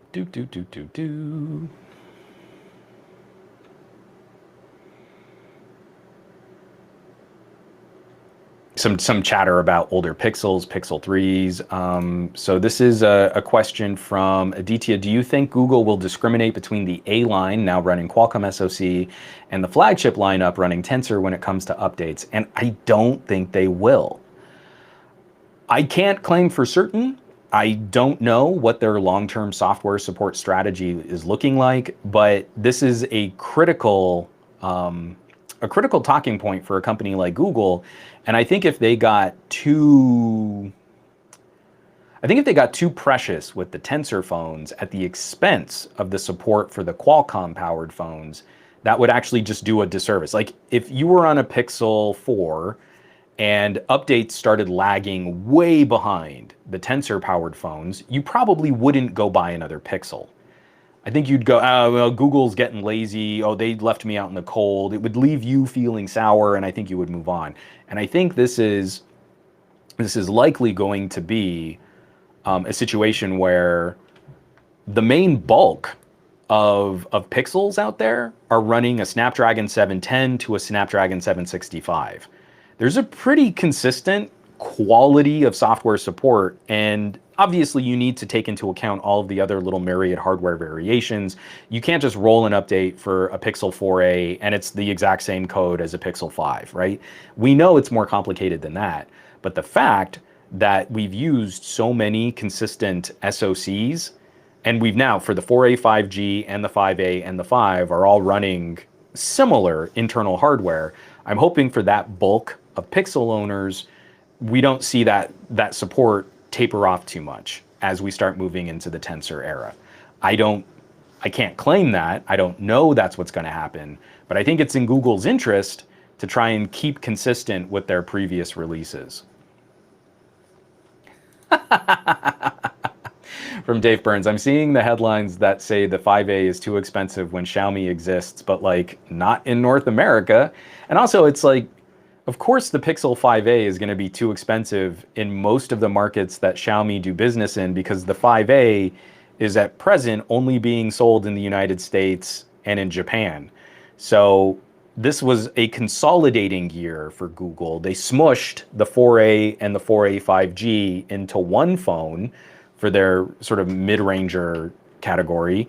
And they're only shipping it to countries where they think it'll sell well, where they've got the licensing and the FCC support. I forget what that's called in Japan. All of the carrier info, and that's where it's going.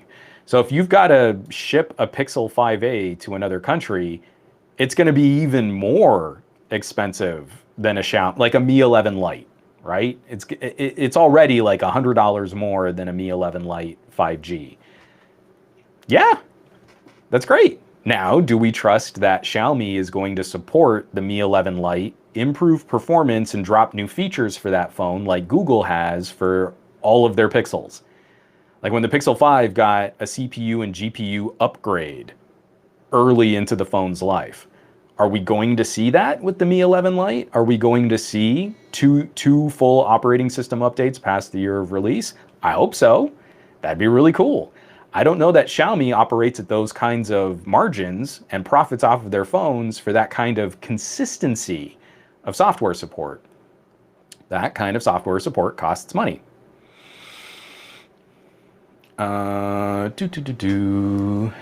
Sorry, let me catch up with the chat. You guys are going way faster than I am. And so like Michael's saying, the Pixels are like the least complicated phone to own in the Android system for most people, I would think. Most of my family are now on Pixels. My mom is the holdout. She's on her OnePlus 6T. It's hilarious. She still kind of wants to be like, you know, like outside, you know, kind of contrarian with her tech. You know, she's got her OnePlus 6T and her Tesla.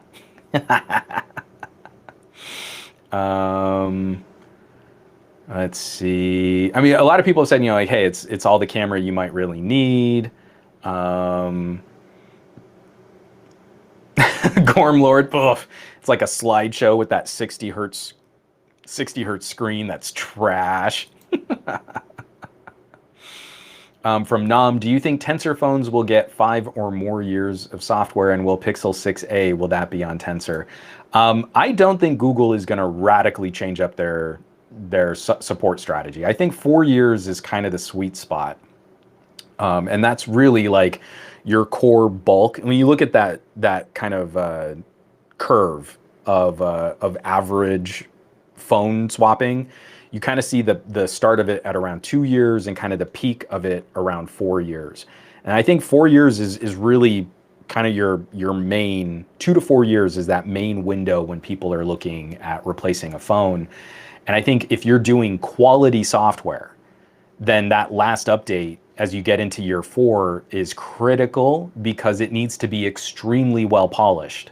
You've got all this new software. There's probably, you're putting that software on phones that likely have aged and degraded batteries. You can't hit those phones too hard, and it's sort of the trap that Apple finds themselves in because their batteries are largely trash. The phones have too small a battery for the kind of horsepower that phone needs to contend with. So I think that's why a lot of consumers get that idea in their heads that every time I update my phone software, my phone is throttled and it lags. And it's a very complicated process to describe. I mean, if it could be battery health, it could be, not optimizing the software well. And it's also one of the areas where I have the least amount of confidence in Samsung.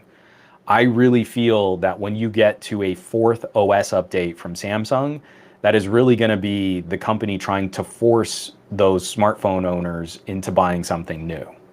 And then they're going to hit them with a great trade-in offer or something like that. Like, I really don't trust Samsung is going to do that well. I actually do have a little bit more faith that Google will take that seriously. And so this is also another great question from Dave Burns. And following up on what Nam was asking, do you think they will bin Tensor for their lines like the worst performance chips go into the new A series? I think we'll probably get one more year of Qualcomm on the Pixel 6a. And from there, I'll be curious to see what I would really love for Google to do. I don't know if the manufacturing overhead makes sense, because it's kind of what broke HTC. And we also saw Apple really struggle with this, like back in the iPhone 5 and iPhone 6 days. But I think it would be really cool if we launch Pixel 6. So we've got a Pixel 6 and a Pixel 6 Pro. Then we'll get a Pixel 6a. But I think it would be really cool if the smaller non-Pro version goes a second year and becomes the mid-range offering. Just like how Apple will still sell an iPhone 11 after the iPhone 12 launches. That way Google is only keeping up with one variant of SoC. They're not putting out too many resources or committing to too much manufacturing. Phones aren't sitting on shelves. But in targeted smaller batches being shipped to the regions where Google has good data that they'll sell well, I think it would be really cool. So you get a Pixel 7, and then the next year, the Pixel 7 stays at a reduced price when they launch the Pixel 8 and the Pixel 8 Pro. And you can always kind of stagger out. So instead of having a Pixel 7a, we just keep the Pixel 7 around for another year. And it essentially becomes the same thing as what the 7a would have been. But to me, I feel like streamlining that manufacturing effort and then getting an additional year of monetization out of that phone after it's already found its kind of like peak sales when it originally launched, knowing that you can get one a year later at a reduced price, would also keep the perceived value of the Pixel higher. So I think one of the things that worked for Apple really well, they would sell the previous year's phone, but at like $100 reduced price. And that would kind of be an incentive to also move up to a newer iPhone if you were really shopping something. I think it helps the psychology of this is a premium brand. We're not playing with like crazy bargain basement price cuts, not like Samsung. We're not doing ridiculous trade-ins. It's you pay for it and it's going to do this and it's going to handle these kinds of things really well. And it's going to retain that value for an entire year until you can buy it at a reduced price a year older. That's what I would hope Google would do, even though they probably won't. Oh, and see from McCorcoran saying the Pixel has better cameras than mid-range Xiaomi, even though I like what Xiaomi is doing. I'm way behind on the chat. Sorry, let me catch up on this real quick. From Tai, I'm sorry, it was this Tiger Chem 2. Sorry, I couldn't see it in my little mini view. The first party experience is what has them scared. Google is really coming in strong this year, and any way to bring down the hype is the best interest of their competitors and fans. I think Nam is saying I have a lot of Xiaomi in the family. You do not know how troublesome they are. Oh, Simon says Hypno. The Mi 11 Lite 5G is not on the MIUI 12.5 release schedule. I would actually be surprised if it doesn't pick up 12.5 at some point, but I only have the LTE version, and I haven't been in communication with Xiaomi for anything more recent than that. Let's see. Some folks bringing up, if Google does move over to Tensor for their mid-rangers, then they won't have to deal with Qualcomm artificially restricting support later in life.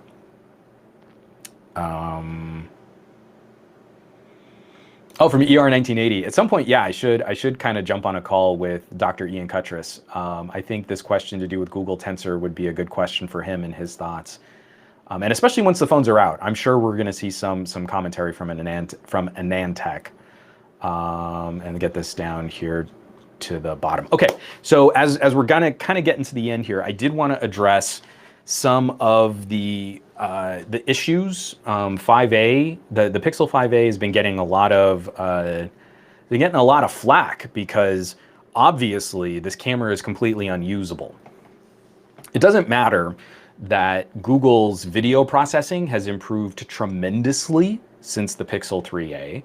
It doesn't matter that it's a $450 phone with similar camera internals to a $999 iPhone 12 Pro. That doesn't matter. It doesn't matter that you can get almost the same camera hardware for half the price, minus the telephoto lens, of course.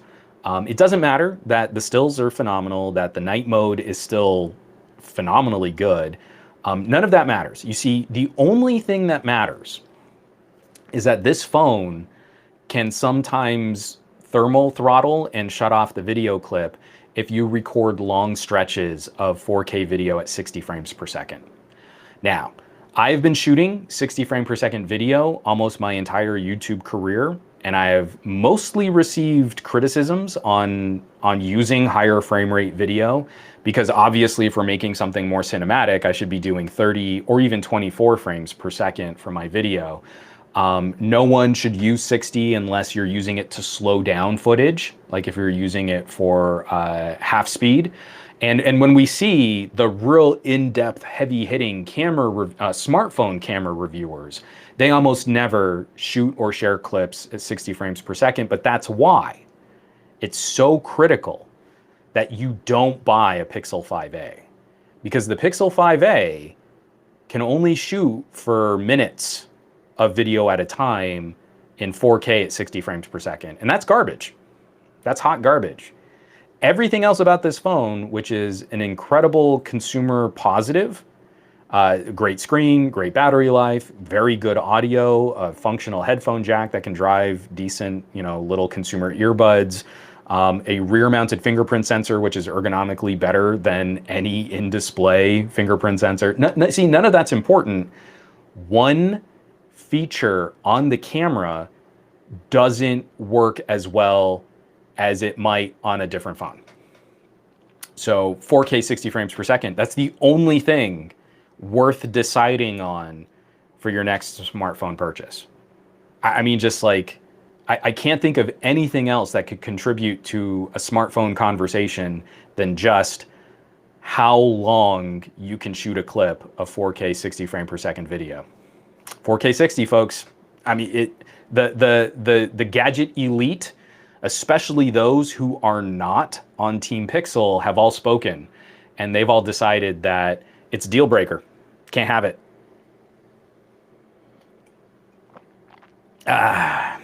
So here's the deal.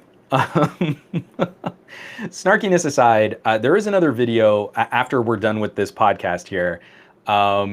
Jay Williams put out, you can tell it's getting to some of the more rational reviewers when they're starting to put out commentary like this, because he's also getting tagged with this kind of stuff too. Google Pixel 5a 5G hate bracket triggered. Just keep it moving already. I watched this video last night, and it's the same thing. It's like someone who doesn't own the phone listening to someone else who doesn't own the phone, and deciding that because they don't own the phone, that it's garbage, and they're finding the one reason they can point to that it's garbage. And then they go out and they have to poop all over the videos of people that have enjoyed the phone.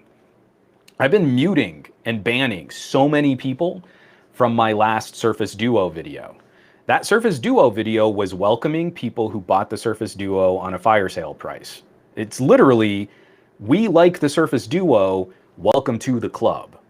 And so many people, oh my God, this phone was such garbage. Mute. You have nothing to contribute to this conversation. I had one for like a week and it was so laggy. Mute. You are useless to this conversation.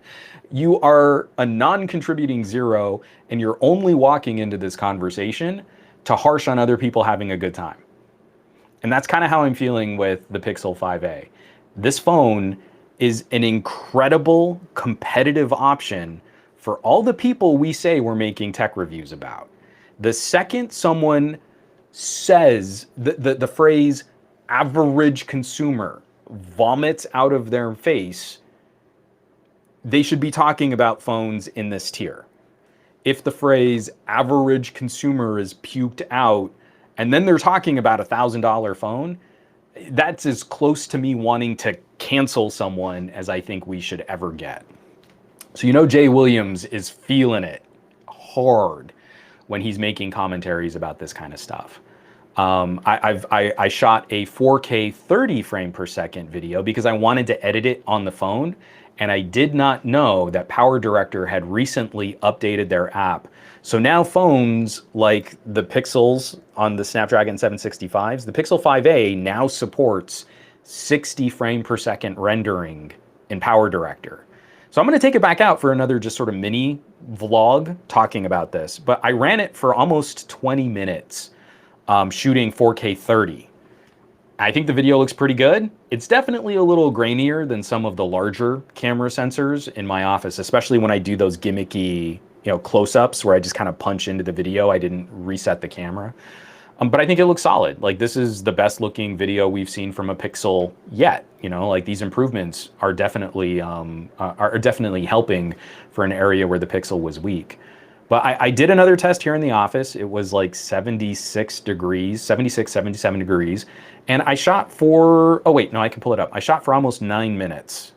My Pixel is not on. I'm failing at being a techie. So yeah, I shot for like 8 minutes and 40 seconds before I got the thermal pop-up saying, hey, your phone performance it's getting hot, you're about to drop. By comparison, side by side, I had my OnePlus 9, not my OnePlus 9 Pro, but my OnePlus 9, just something to get a little closer to the price point of the Pixel 5a. The OnePlus 9 can only shoot 4K 60 in 5-minute chunks, which means every 5 minutes, it gets just a fraction of a second to recycle. And I think that does actually kind of help mitigate some of the thermals there. But the OnePlus 9s have been the hottest running phones in my collection this whole year. Outside, when we're starting to get to like 90, 95 degrees, I know I can only count on a OnePlus 9 for about a minute of video before I get the thermal throttle warning. You're already super hot and you're running a hot phone to its upper limit. So here in a temperature-controlled office where it was about 76 degrees, I was able to run three 5-minute clips, back to back to back.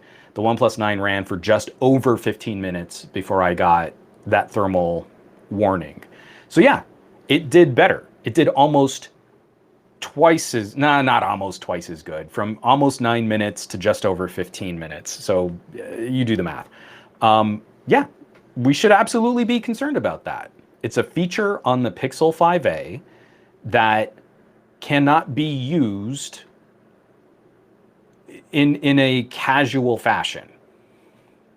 You want to record your entire kid's basketball game, you can't shoot it in 4K 60. Okay, I get it.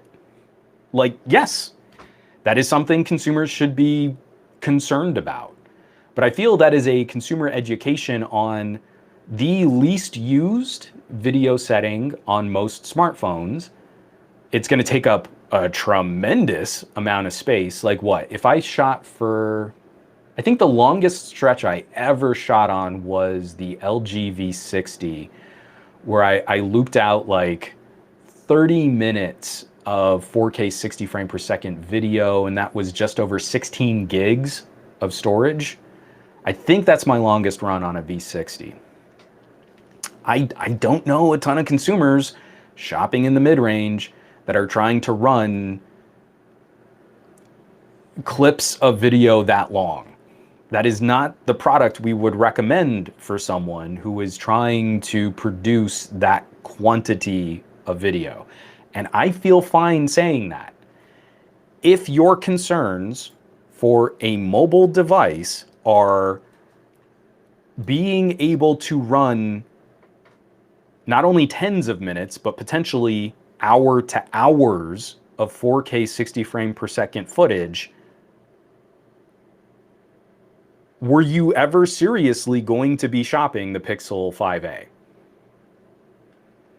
And this is what's so frustrating, is because we're doing that thing again where we're picking a loser feature, right? The Pixel 5a has some of the poorest 4K 60 frame per second performance of most of the phones I've tested.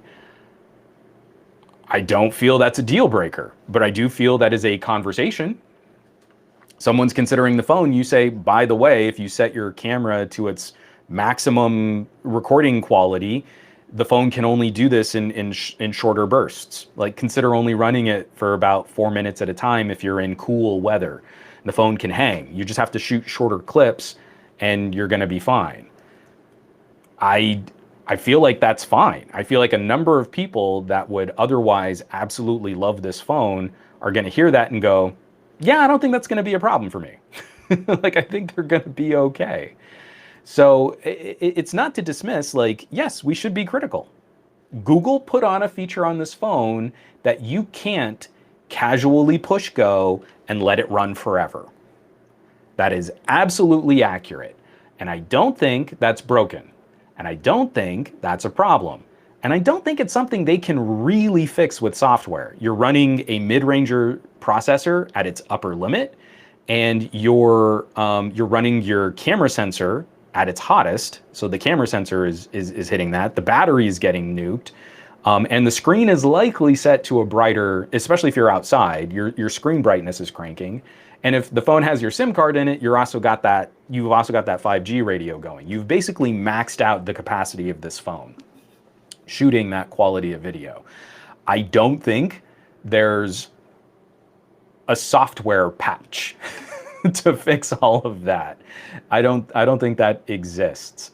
So if you're shooting cinema style, I would recommend shooting 4K 24 in an app like Filmic so that you get a more cinematic look to your footage, and then using 4K 60 for anything that you know you're gonna slow down. Like if you want sort of a quarter speed slow-mo, then yeah, shoot some 4K 60. But in a situation like that, you're likely not shooting more than 10 minutes of 4K 60. If you're wanting to preserve family memories in a significantly higher quality, I still shoot 4K 60 even on my OnePluses, even when I know they're gonna thermal throttle before I hit that 5-minute limit. I just know that I'm gonna be shooting in much shorter clips, and I'm gonna have to let the phone recycle and cool down from time to time. And it hasn't stopped me at all. All of Lex's videos and clips are still shot 4K 60, and I'll edit them together so that it's just one finished piece. Like we go out to a park, she's hitting the jungle gym, she's going down slides. I don't shoot 20 minutes of video. Are you mad? No one would watch all that. I love my daughter. She is the most precious thing to me in my life. I would never watch 20 minutes of unedited footage of her running around a playground. It's not gonna happen. But if I cut that down and I stitch a couple clips together and I throw a really crankin' Daft Punk soundtrack behind that, oh man, we watch those videos all the time. Lex doing soccer practice at the beginning of the pandemic is one of her favorite videos because of the edits that I put in there. 4K 60, shot at 4K 60. That phone was nuclear hot by the time I was done shooting around that little soccer practice that we set up. Phone still did it. Hung in there, it was a champ. And that's exactly the same kind of usage that I would recommend on a Pixel 5a. So your choices would be, you want a first party, mid-ranger solution, a good daily driver phone, $450, an iPhone SE. This thing will run phenomenal clips of 4K 60 frame per second footage.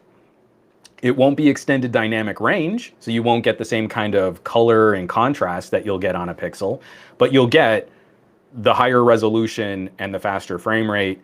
And I mean, like when I did my initial test on this, I think I ran like a 20-minute clip just to see if it could, and it did. Awesome. Or you could have a phone that is better in every other single way on the Pixel 5a. And this is the choice that I'm kind of promoting with family and friends.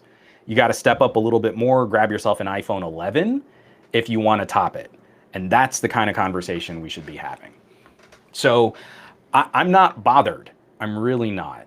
And I feel like this is yet another one of those gimmicky things that we're going to point to so that we can make people who weren't going to buy a Pixel feel good about not buying a Pixel.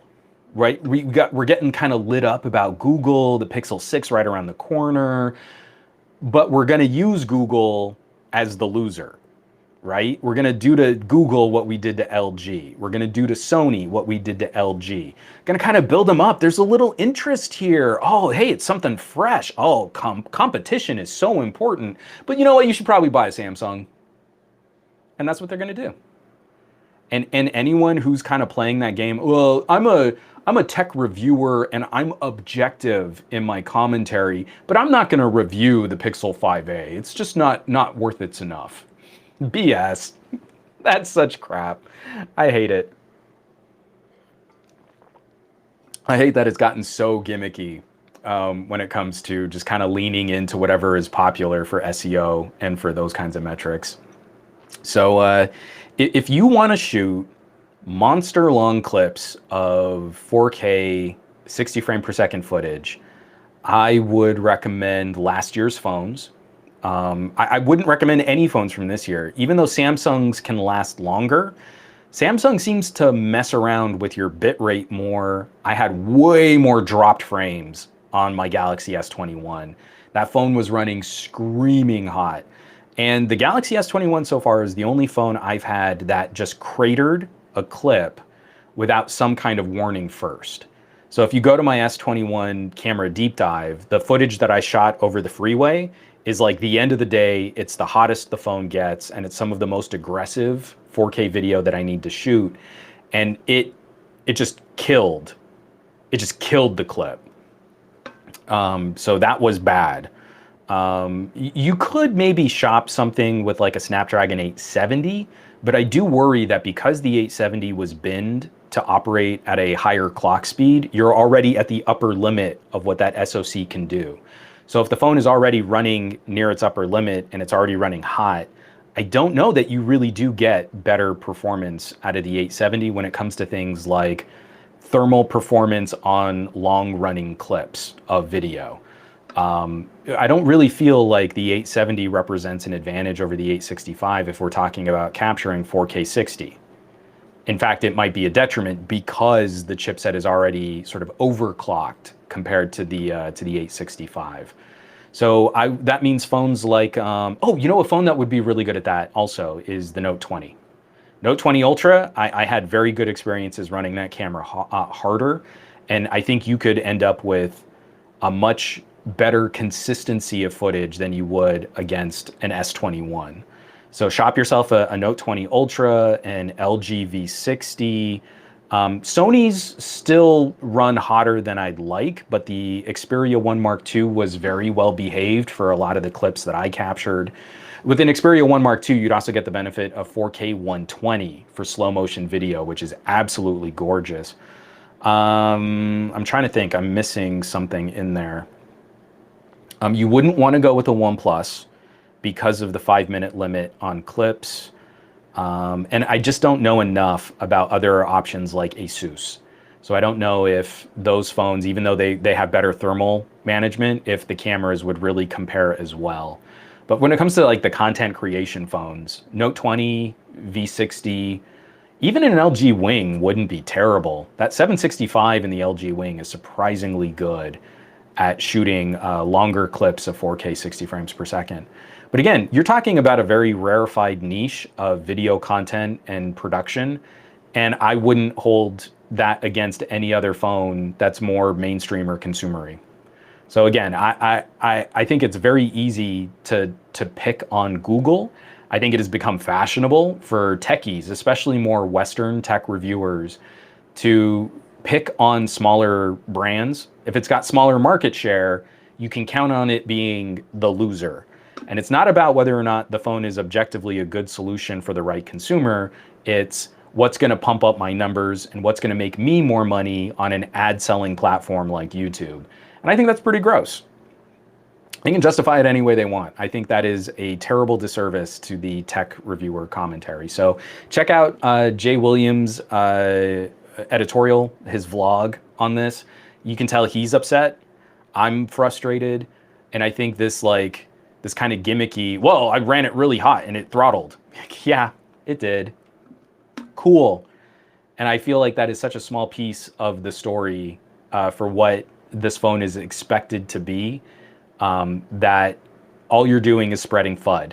You're just spreading the fear, the uncertainty, the doubt, when this genuinely would be a much better solution than many of the other phones that people will be encouraged to buy instead. So like, what's your option? You're not going to buy this phone, so you're going to buy an S21? You're going to buy a Z Flip? Like, what is it that we're saying? You're going to spend twice as much money on a phone? This is getting silly if this is the kind of commentary coming out of tech reviewers. And I find it fitting that consumers gave up listening to tech reviewers because of exactly these kinds of shenanigans.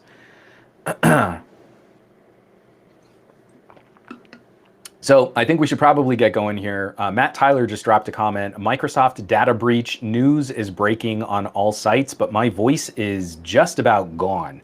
So I'm going to say let's cap this podcast and we'll follow up on the Microsoft breach, because apparently it's all breaches all the time when it comes to tech news and cybersecurity.